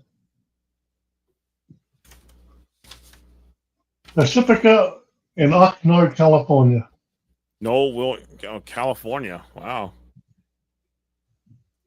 So they're speeding. They're starting to speed up here with this. Even more so. I think what's happening here is what you're seeing here now with this is that more teams that are as certain players come off, they're just going to other players that they have on their third round boards. Basically, they're just at this point they're choosing their best available that's left on the board. Yes. I mean, these are guys that, if you're drafting in the third round, you're probably going to be a starter at some point. You may not be a starter in year one. It depends on what kind of talent level you are. Yep.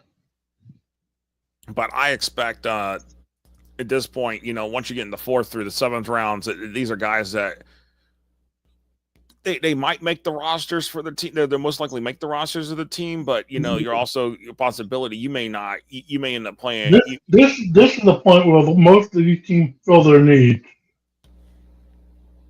After that, it's just filling in spots potentially of potential players, But remember, like players like a Tom Brady or Jason Kelsey. These were guys that were drafted 6th, 7th. They were drafted in the lower rounds that have become Hall of Fame caliber players. Wow, 29. That's an impressive number for this year, because usually it's never. I don't think it's like 29. Usually it's somewhere in the range of 20 to 25 states. Mm-hmm.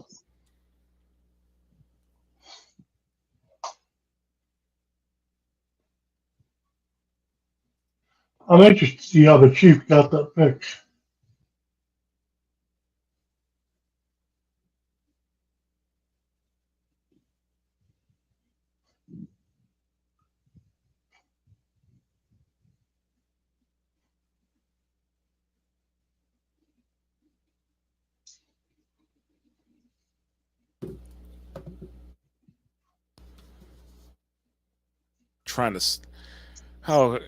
I think they're just trying to shove commercial breaks in now, because this will be over quicker than I think they realized. A little bit frustrating for us, who that's like, hey, let's go ahead and get this done with tonight. Oh yeah.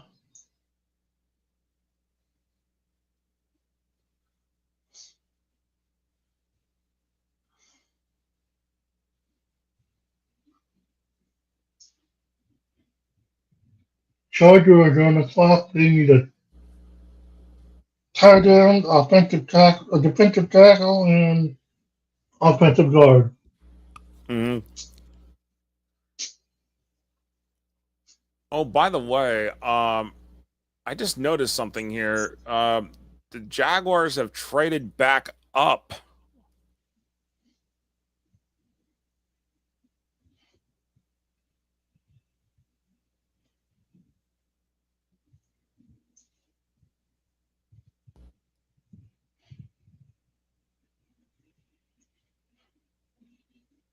Or was this a trade that was already on? I just missed it. So the Jaguars had the pick here coming up at 88, but then they also had the pick at 102. So I'm trying to see if it was.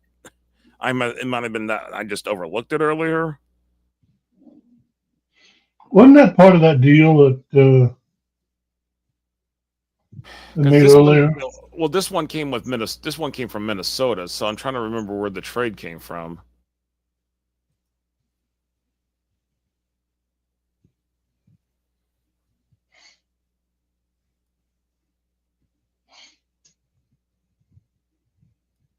Stop saying that he should have been a first-round draft choice. That's no hyper for you. He's not going to back down. Mel, just admit that you were wrong. Actually, how about all the NFL pundits just admit that you were wrong about him?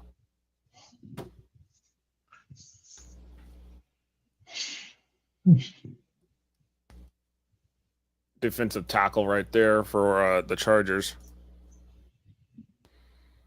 Jamari Campbell, Caldwell. Out of South Carolina. Wow, South Carolina is having a night.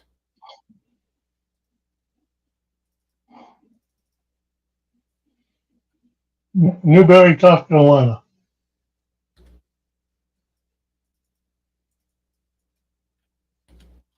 Not Newberry, Florida. No. Well, we might be hearing Newberry, Florida in a few years' time with some of the D1 guys that came out that are headed up at D1. Mm-hmm. We may hear Newberry, Florida on the list in a few years. Yeah.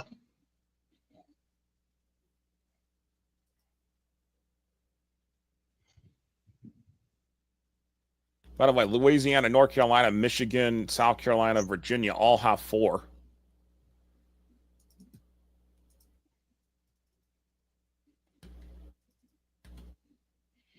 Chargers are phoning in their picks. Well, the Packers are on the clock.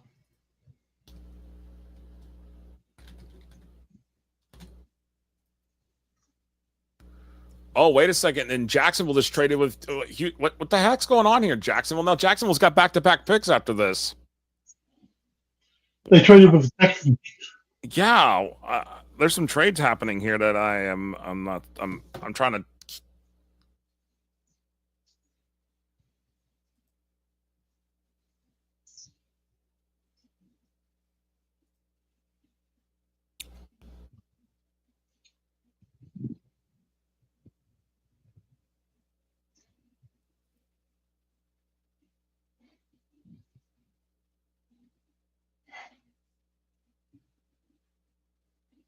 Well, they're still saying that Houston got the 89th pick. So.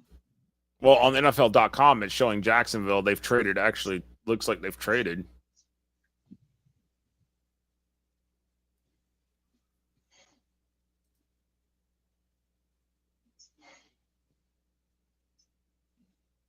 Yeah, the Jaguars traded up at 80, up to 89. So they traded.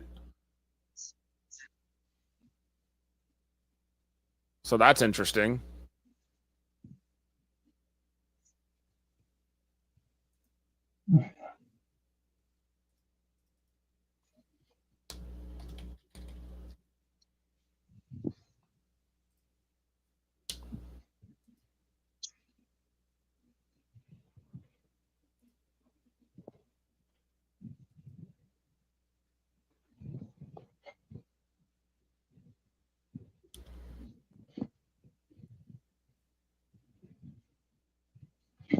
Savion Williams, wide receiver.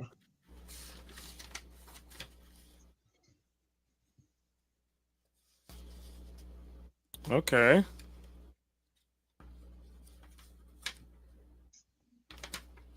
From Marshall, Texas. Wow. Deep in East Texas. Texas now up to 16, Florida at 10, California 8, Georgia 6, and a handful of states with 4.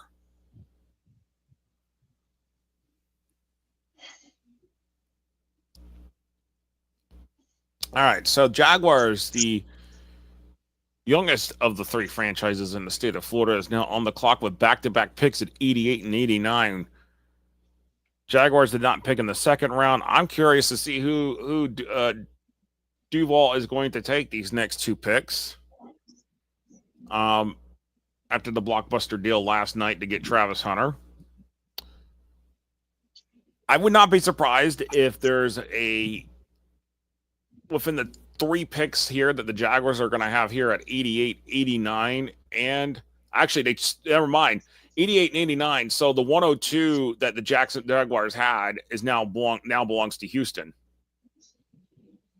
Okay. So I'm curious to see if the Jaguars draft a guy from Florida here, from the state of Florida here. Hey, Mark. Hey, how you doing, man? The How you pick is in. doing? Good to see you. We're just having some fun here. Oh, Caleb Ransall. How you doing, Mark? Yes. Welcome to our pick. Welcome to our world. Caleb Rant out of Alabama, so Alabama now has a second player.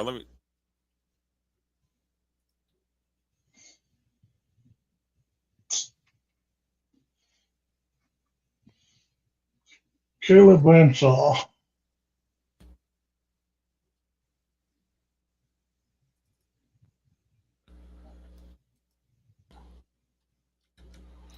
So Alabama now with 2 in the state. Yep. Caleb Ransall came from Parkman High School out of Harvest, Alabama. Yeah. Now I'm curious to see who the Jaguars pick here in the second spot, because usually at some point during the draft they'll pick somebody. Most years they draft somebody that's got ties to Florida. Mm-hmm. Of course, ESPN just updated the cost of the Jaguars. So I'm kind of curious to see what happens here. And this will be the Jaguars' final pick of the night, by the way. And by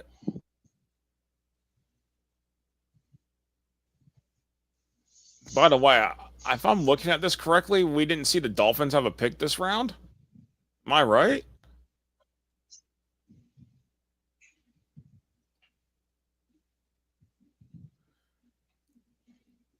Well, my question is what do you do here? What do you do here, since this is you get back-to-back picks? I mean, there must have been a reason.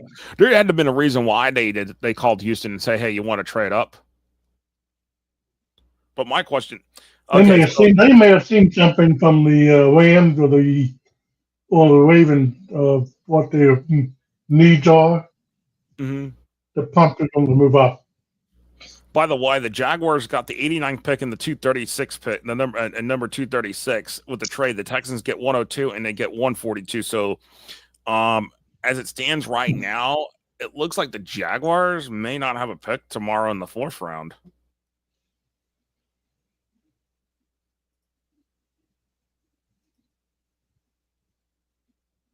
So Jaguars will have a pick at 107. So it might have been a 5th round pick. 142, yeah. So what the Jaguars just did is they gave up their 4th round pick, 5th round pick at 142 to Houston. To Houston. So the Jaguars aren't picking in the 5th round tomorrow, right now as it stands.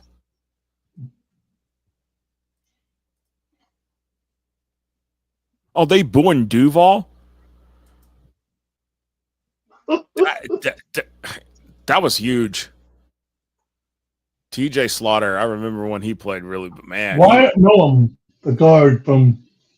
Ooh, beefing up the line a little bit. I like it. Beefing up that from line. Spring Valley out of Huntington, West Virginia. Are you serious? Did we just add a 30th state to the list? Yes, we did.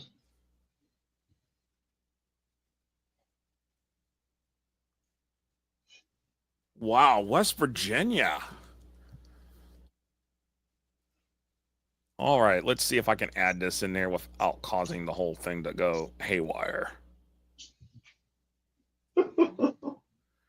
Just bear with me, people. Just bear with me. Huh? This is going to be fun to watch.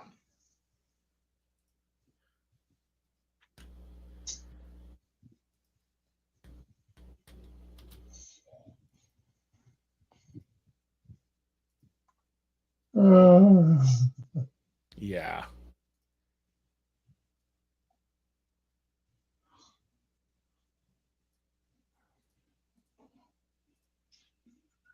What if you haven't been watching the draft, Mark Hyper Jr. is having a panic attack. Well, of course he's having a panic attack.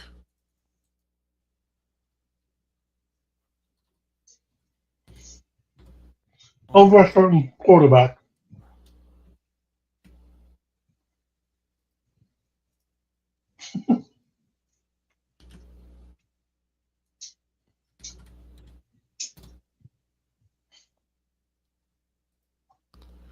Well, how many Florida high school players have been picked so far? Well, as you can see on the screen here, we have had 10.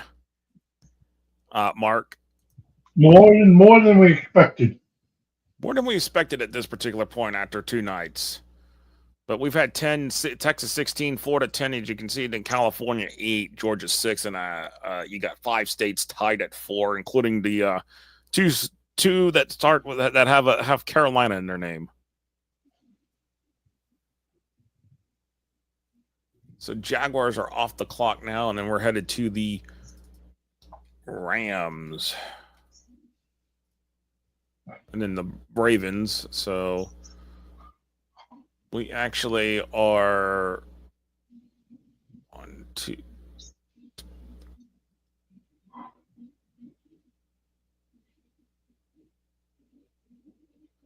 So there's like 13 picks left here.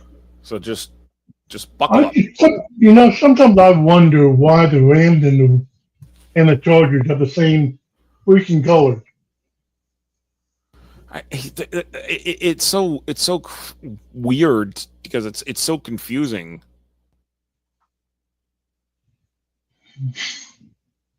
Because I know tomorrow when the picks come in, they'll be on commercial break and the pick will come in. Oh yeah, and they're not even going to talk about them. No.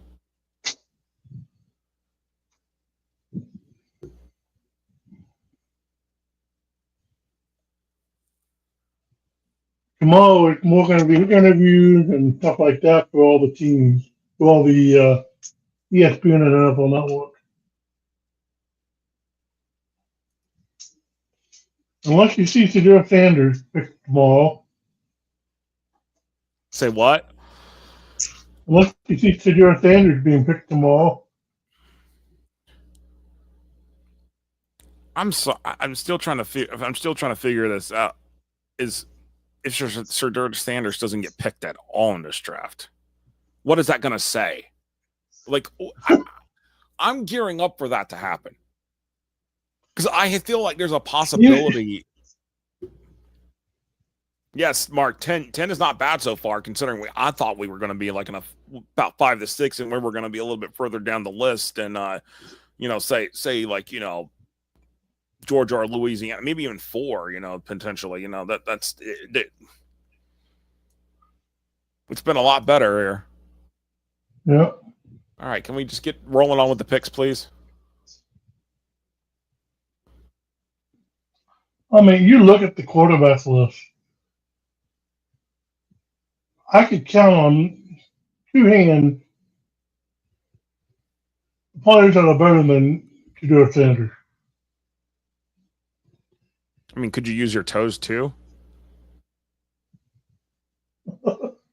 I mean, Probably. I'm just saying, is a possibility. Could you use your toes as well? Probably. So I'm curious to see. I'm surprised. So the Jaguars not picking up a player from Florida in this round probably would see something maybe in the 4th or 5th. Maybe in tomorrow we'll see them pick up some. Maybe with the Buccaneers. Actually, none of the 3 Florida teams have actually drafted a kid that is an athlete that has played high school football here in Florida so far. Josiah Stewart from Michigan. No, Reno was on last night, but he wasn't on tonight. I'm not sure if we might get him on tomorrow. I'll have to message him and see if we get him on for tomorrow at some point during tomorrow. But Josiah Stewart, Michigan. He is from Everett, Washington. Wow, state of Washington. No, Everett, Massachusetts. Oh, Matt, you telling me Massachusetts now got 2? Yeah. Wow, I'm. Yeah, Everett, Massachusetts.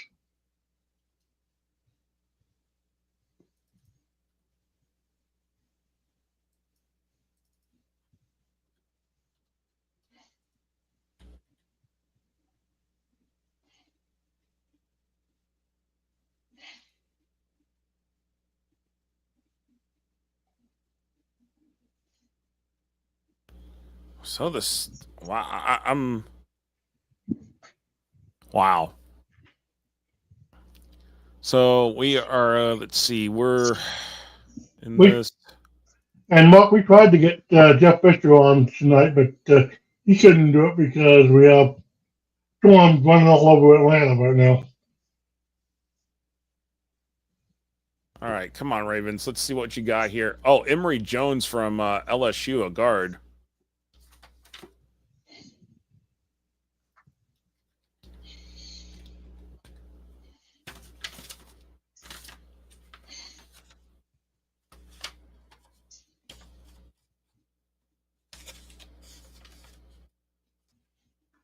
Offensive tackle.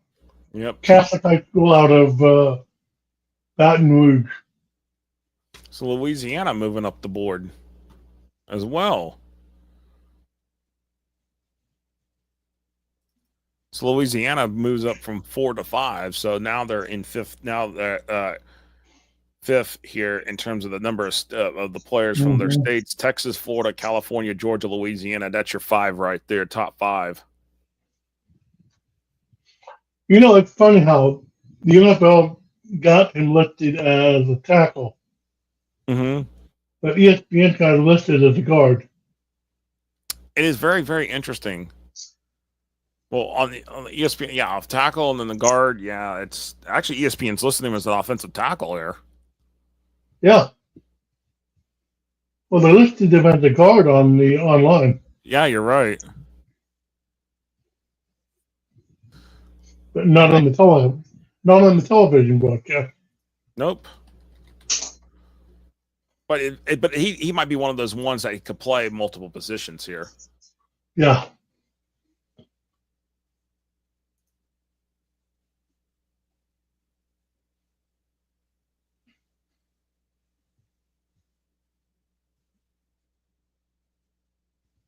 By the way, there were some of the people in Duval and Jacksonville, especially one Mia O'Brien at TV at 1010XL. She thought Wyatt Millum would go to the Jaguars at 88, and sure enough, at 89 he actually goes to the Jaguars. So.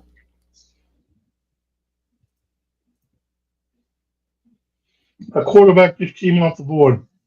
And it's not Shadur Sanders, by the way. Jalen Milroe. From Alabama. Another guy from Texas. But Jalen Milroe came from Katy Thompson out of Katy, Texas, to the west of the Houston. By the way, yeah, Milroe, but for Shadur, I mean, honestly, honestly, that's not a surprise. But here's the thing.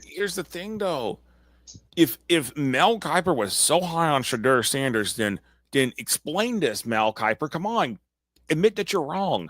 Just admit it. Milroe gets picked ahead of Sanders. Yeah. Well, the Saints are now on the clock. The Saints are on the clock. Yeah. See. You know, and the Saints are one of those other teams that could possibly go QB here.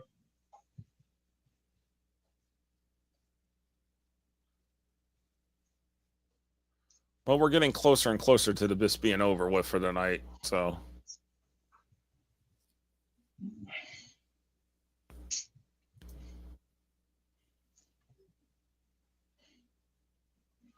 The fact that 4 quarterbacks in football have been picked, and none of them are named Shadur Sanders. No, you're right.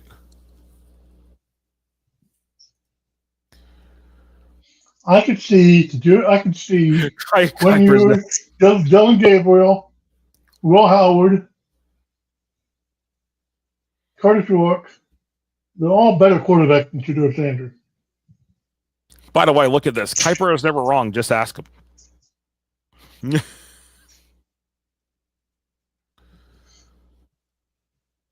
course, the other guys, they're roasting Kuiper on this.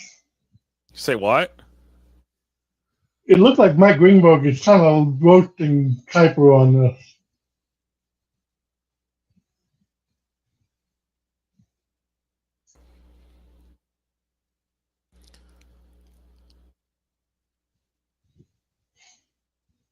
Kuiper's whining.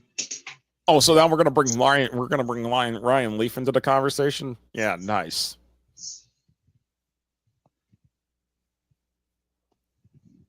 Of course, Ryan Leaf was the worst second-round pick of all, one of the worst. Well, I guess it could be debatable. I mean, I'll tell you what I'll tell you the worst pick in the third round I'll tell you the worst pick for a punter is. Jacksonville. The fan base will never let that one down. I mean, we're still reminded of it to this day. Yeah, we're the team that drafted a punter in the third round because for some reason we needed to draft a punter in the third round before while Russell Wilson was sitting there on the board. The Jaguars could have had Russell Wilson back in the day. I wonder, if the Jaguars had Russell Wilson, where would the Jaguars be today? Just saying. Just saying. I know. But see, here's the thing. For years, the Jaguars had never thought outside the box. That's until last night.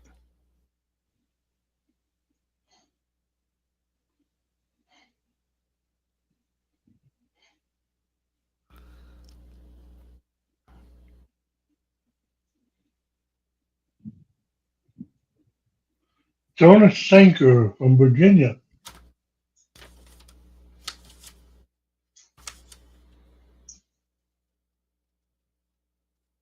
Virginia, yep. Yep. Coming from the Covenant School out of Charlottesville, Virginia.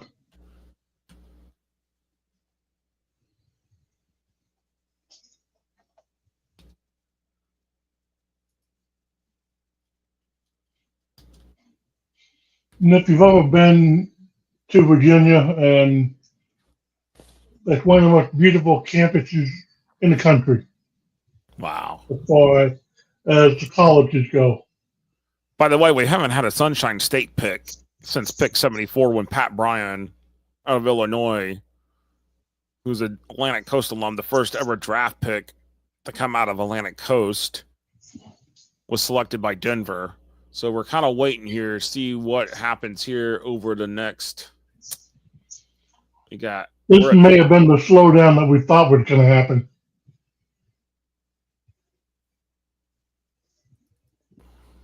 The Browns and their pick is done.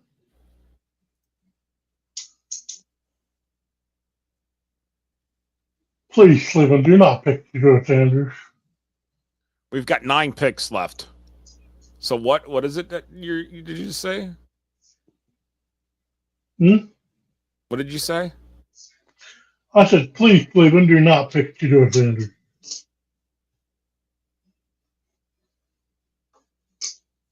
You got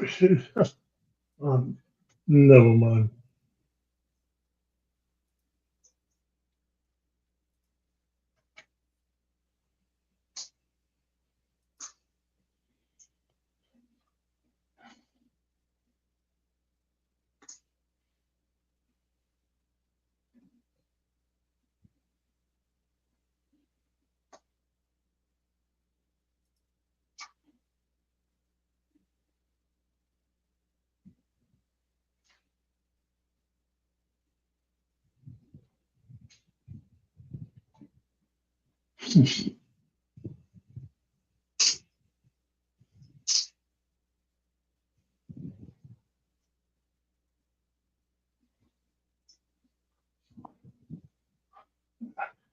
Steve, Mark knows what I'm talking about with the Charlottesville campus. One of the things if you ever take a tour there, they're going to show you the college room where Edgar Allan Poe actually stayed at. Really? I mean, that is one of the most beautiful places in the country.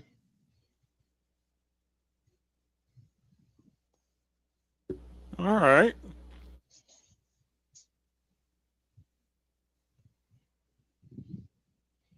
It's about an hour outside of Washington, D.C. And then Thomas Jefferson's Monticello is right there, Yeah, which I would love to go there one day and see.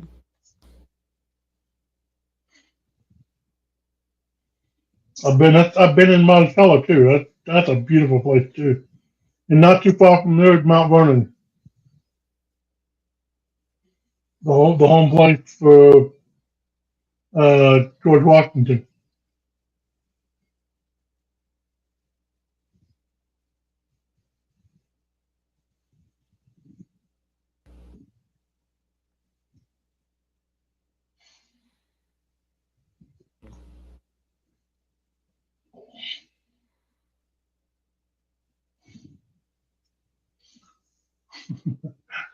ESPN had this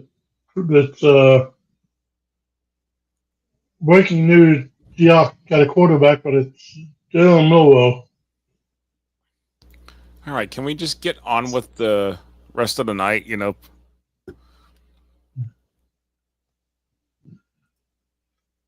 The Paul got squeezed maybe one or two more breaks out of this one, Josh. Say what? Is Gadsden County's Joshua Farmer getting picked tonight? He was projected to be a 3rd-round pick by a lot of mock drafts, and he is not gone yet. That one's a little bit surprising, but the fact that Anthony Belton went in the 2nd round was kind of shocking too. So,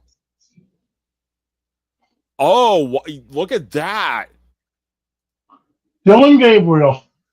And Mel Kiper's jaw just dropped to the ground, by the way. Yeah, that's funny. Didn't I tell you Dylan Gabriel was a better quarterback than Shooter Sanders? Yeah. By the way, the state of Hawaii now has 2 draft picks. The state of Hawaii has 2 draft picks.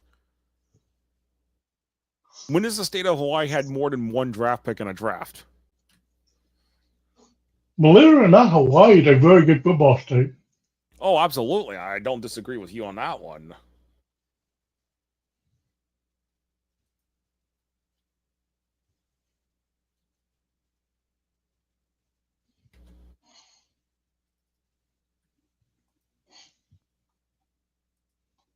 But the state of Hawaii now has 2. And Mark, as far as Washington, D.C. goes, my favorite monument in D.C. is actually the World War II Memorial. Worth visiting that. Everybody's sitting here stunned on social media, like, tweet like from Andrew Spivey, GC. What the heck is going on? Dylan Gabriel now. Dylan Ferrone said the South Florida Sun the South Florida Sun Sentinel. Wow, Jalen Milroe and Dylan Gabriel taken before Shadur Sanders. When will Shadur finally get taken? Like, everybody is so stunned, but I'm like, I'm not stunned. I'm not stunned. I'm not stunned either because, I mean, probably the most. They're named on the board. They're still better than Shooter Sanders. You look at the draft list. Brady Cook, Quinn Ewers, Will Howard, Riley Leonard. I mean, I can even. They're all better than. They're all better than Shooter Sanders. Hey, can I throw another name out that I feel like maybe better than Shadur Sanders that you haven't mentioned? Yes, Graham Mertz. Graham Mertz. I'm just saying.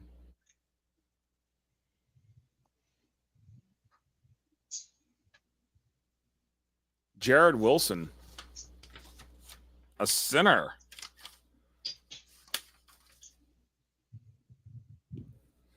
North Carolina moving up on the board.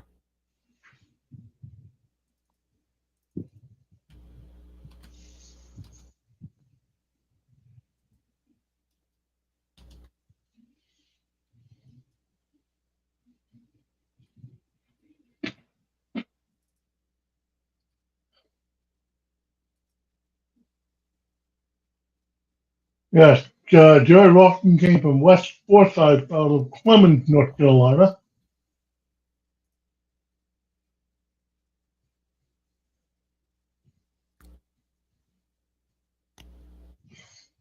Come on, do y'all not see it? That he didn't.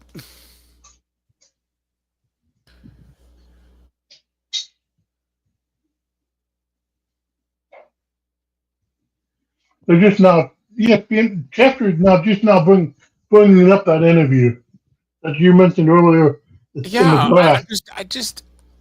what is taking so long for the national pundits to figure out that Shedeur is not that good? But yet, me and you are here, and we're not even paid millions of dollars like Schefter is, and we're sitting here like, no, thank you. We know.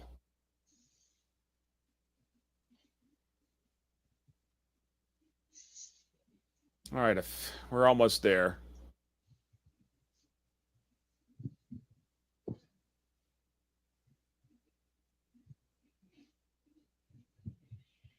Xavier Watts from Notre Dame here. Out of Nebraska. Did we just add our 32nd state or something to the list? Our 31st or 31st? I believe so. Boy, here I go. I'm shrinking the list. I'm gonna have to do some. Shrink that baby. Squeeze it.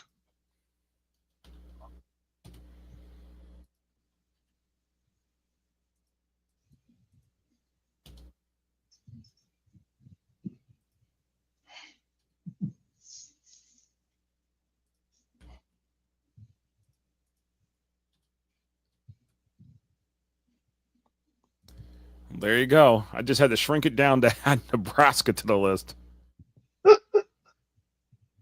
I mean, tonight that tonight, you know what happened tonight? We went from probably being about maybe less than half this being filled thing to this whole thing being just. Yep. But this side, the left side, we've filled it in a little bit more too.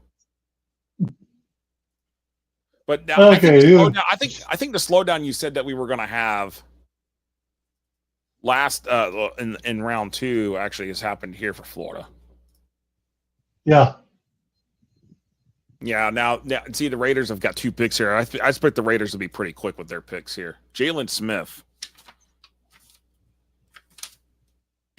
Now we're in the compensatory pick range right here. By the way, Jalen Smith out of Bishop Alamy from California.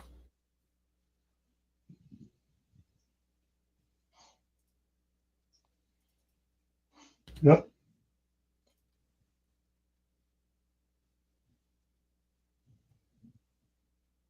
Another regional powerhouse in the California area.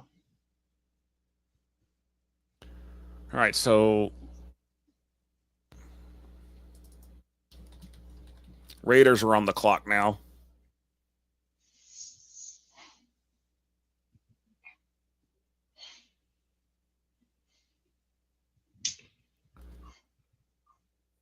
Raiders have been in Las Vegas for what, 3 or 4 years now?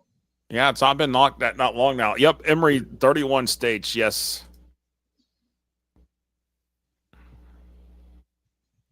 It still feels weird to say they're in Vegas.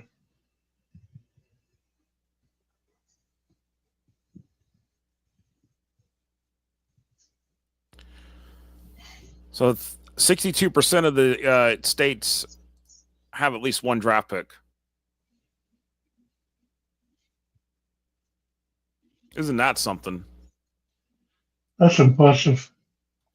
I want to pull up the from Max Preps here.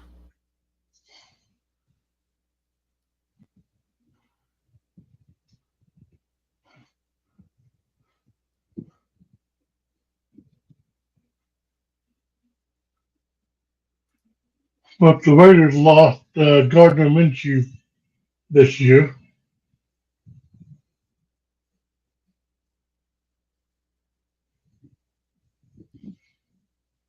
There's a note from Mark Cannon. By the way, wasn't Idaho?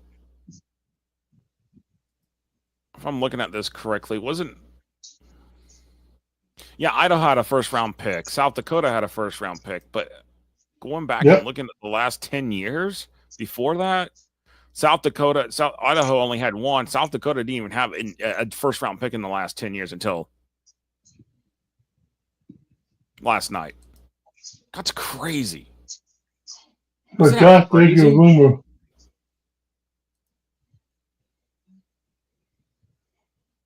There's your rumor about the Jaguars. What now? Look at the screen. Hold on, let me.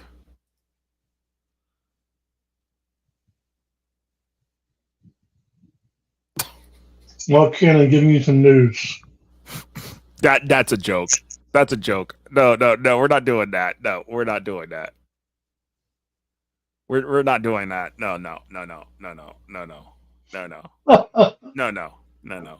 No.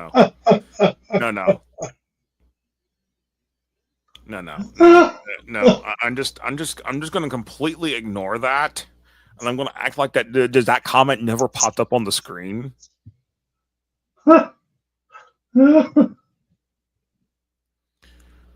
Because it's not. No, nope. We're not going down that path. Nope. I still have nightmares with the Jaguars drafting Brian Anger for in that third round pick years ago. I still have nightmares. I'm sorry. I still have nightmares.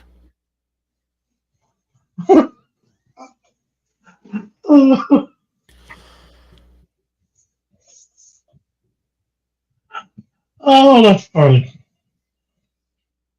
I don't care who you are.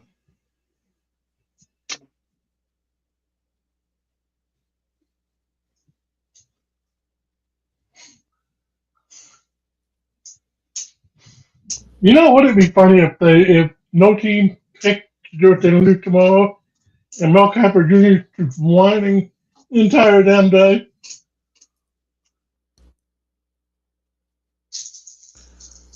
All right. It looks like Caleb Rogers, an offensive lineman, is going to be the pick for the Raiders here from what is popping up. Oh. Out of Texas, Lake Ridge, Mansfield, Texas.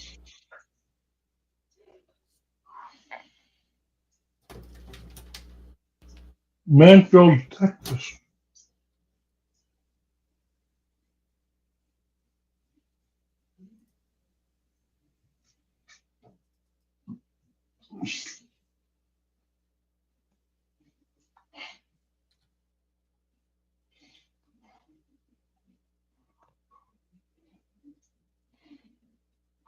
Why don't you just stay on the stage and announce the next pick?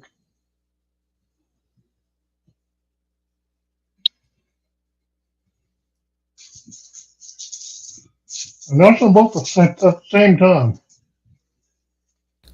Say what? Why don't you stay on the stage and announce them both at the same time?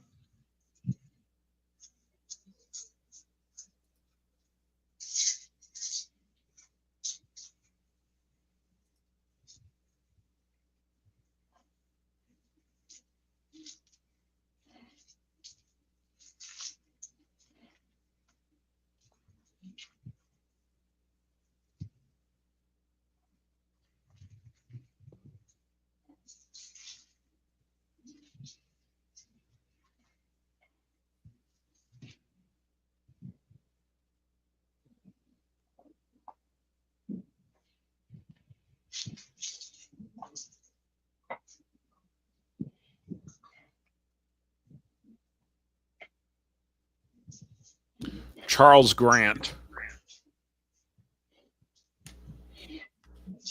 Why does that name sound familiar?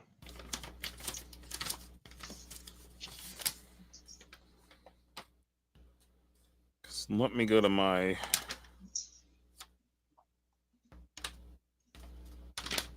Don't think he's from Florida. Oh.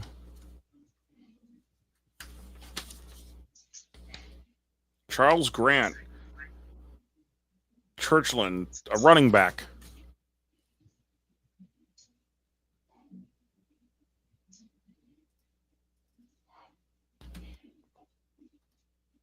Fort North Virginia.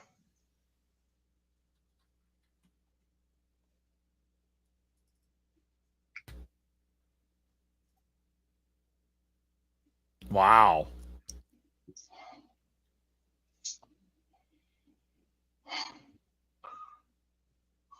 I'm surprised that Trevor Etienne hadn't been mentioned in this.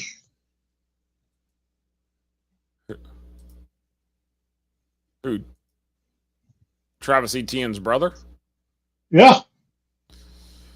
Yeah, not as good as his brother. Sorry. I know. In my opinion.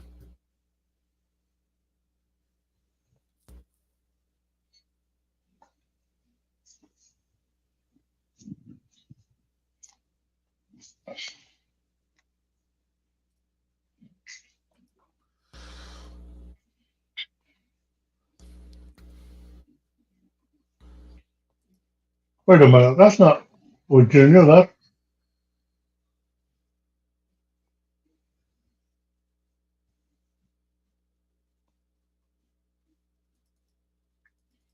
That is Virginia. Okay. Yeah, it is Virginia. Just had him in the wrong position. Shadur is about to fall to the 4th round. Because I don't see the 49ers drafting him. I still don't see the Vikings doing. I definitely don't see the Eagles. Eagles are set. No. But as we wrap this up, what are your thoughts here from the night here with the second and third rounds? It's been very interesting to see Shadur Sanders up there still sitting there. It's kind of comical.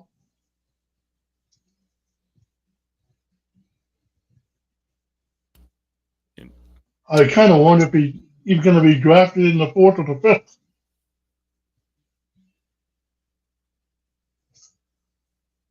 I'm kind of wondering if he doesn't get drafted at all.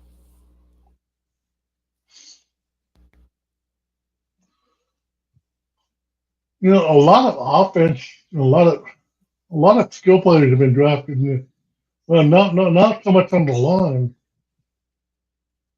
Right. You got a lot of teams filling their needs, so.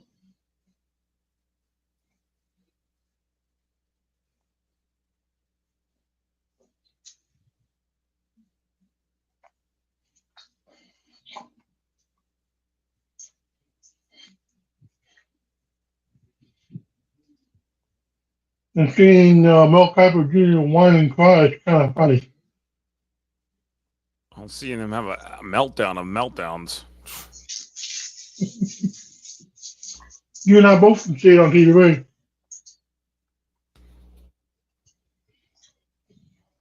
But yeah, Florida's done much better than I thought the state would done tonight.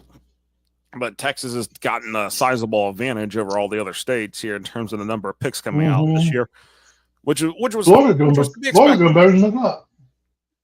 Huh? Yeah, Florida doing better than we expected.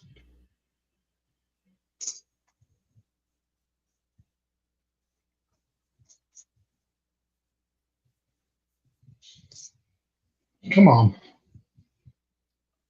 Just give me the next 3 picks and let's be done with it.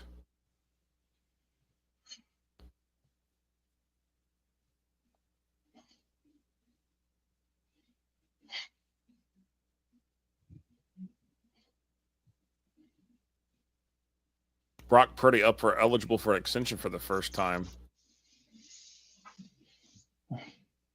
And who was Brock Purdy a few years ago?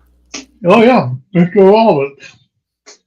Probably the most successful Mr. Irrelevant in NFL history. He has done a lot. Yeah. And well deserved.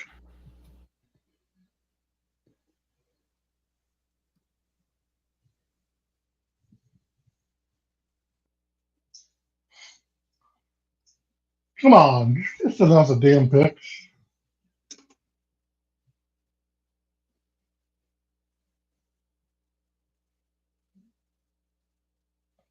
I'm just kind of.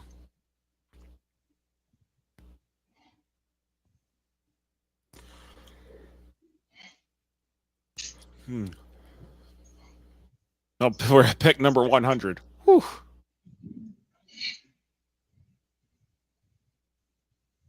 Upton Stout. Stout.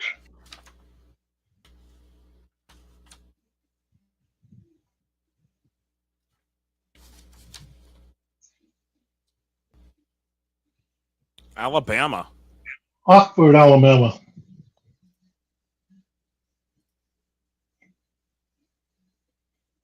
Right in the backyard of Mississippi State. What did Ole Miss? It's Ole Miss.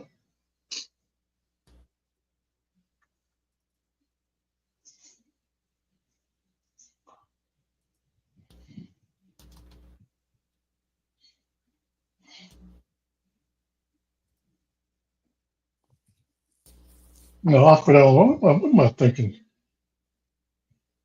Losing my mind. It's Well, late. Eagles picks in, and the Vikings are on the clock. So let's just go ahead and knock this out of the park.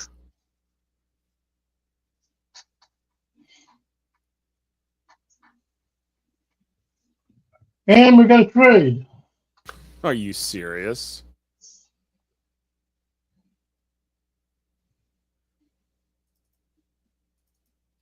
Eagles traded the pick to the Broncos.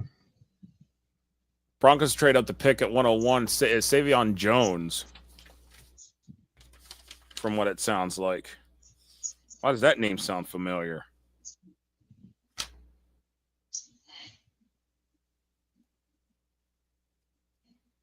What position is Savion He's from Jones? St. James out of Louisiana.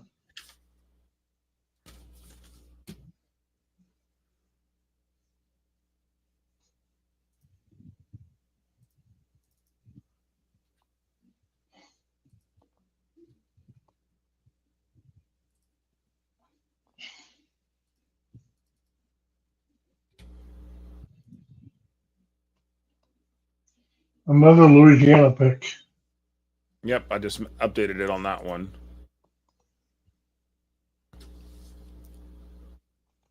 And then it looks like here's the Vikings.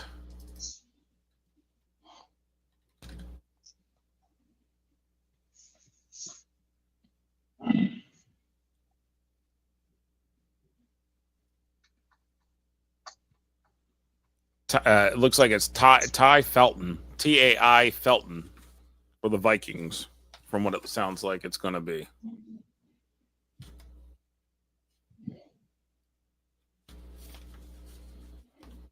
And what position do we?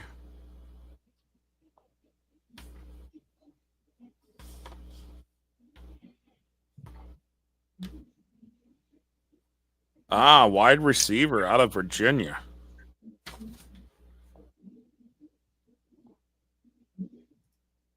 Yep. Stonebridge out of Ashburn, Virginia.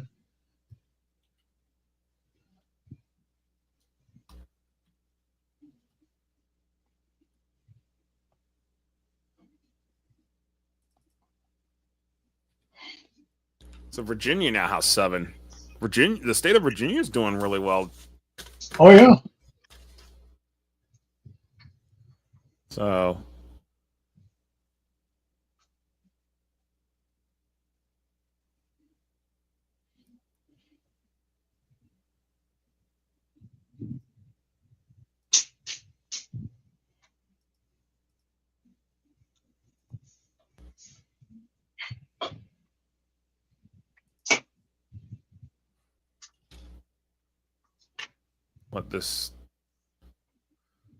we'll officially announce this pick. And then, Chris, any final thoughts here? 31 states with picks. Florida with 10. Florida with 10. Texas running away with it. Virginia's doing well. Virginia's doing very well. You get the usual teams up, the usual states at the top of the list. Yeah. Oh, absolutely. But well, you have 5 quarterbacks taken in the draft so far. And not one is named Shadur Sanders. So, Yeah. Well, that's going to put a wrap on this here tonight here for the second and third rounds of the NFL draft here. And our reaction, we'll have 4 through 7 tomorrow. Fourth round starts at noon. And with that said, yeah, Emery says, enjoy listening to you two tonight. Have a good night. And Chris, it's been fun. Thanks, guys. Should hang with y'all some tomorrow. Bro, I appreciate that, Mark Cannon. Definitely. Where's it? The button is there we go. Mark Cannon, appreciate you as well. All right, for myself, Joshua Wilson, and Christopher Lyke, you've been watching our NFL draft, the 2025 NFL Draft Live and Reactions and Analysis Night 2 here on FloydHSFootball.com. We appreciate everybody joining, and we'll see you tomorrow for the final day. Tomorrow morning. Yeah. Yep. Indeed. We'll see you tomorrow for the final day of the 2025 NFL Draft of our reactions and see how many more boys from Florida will be drafted. So long and good night.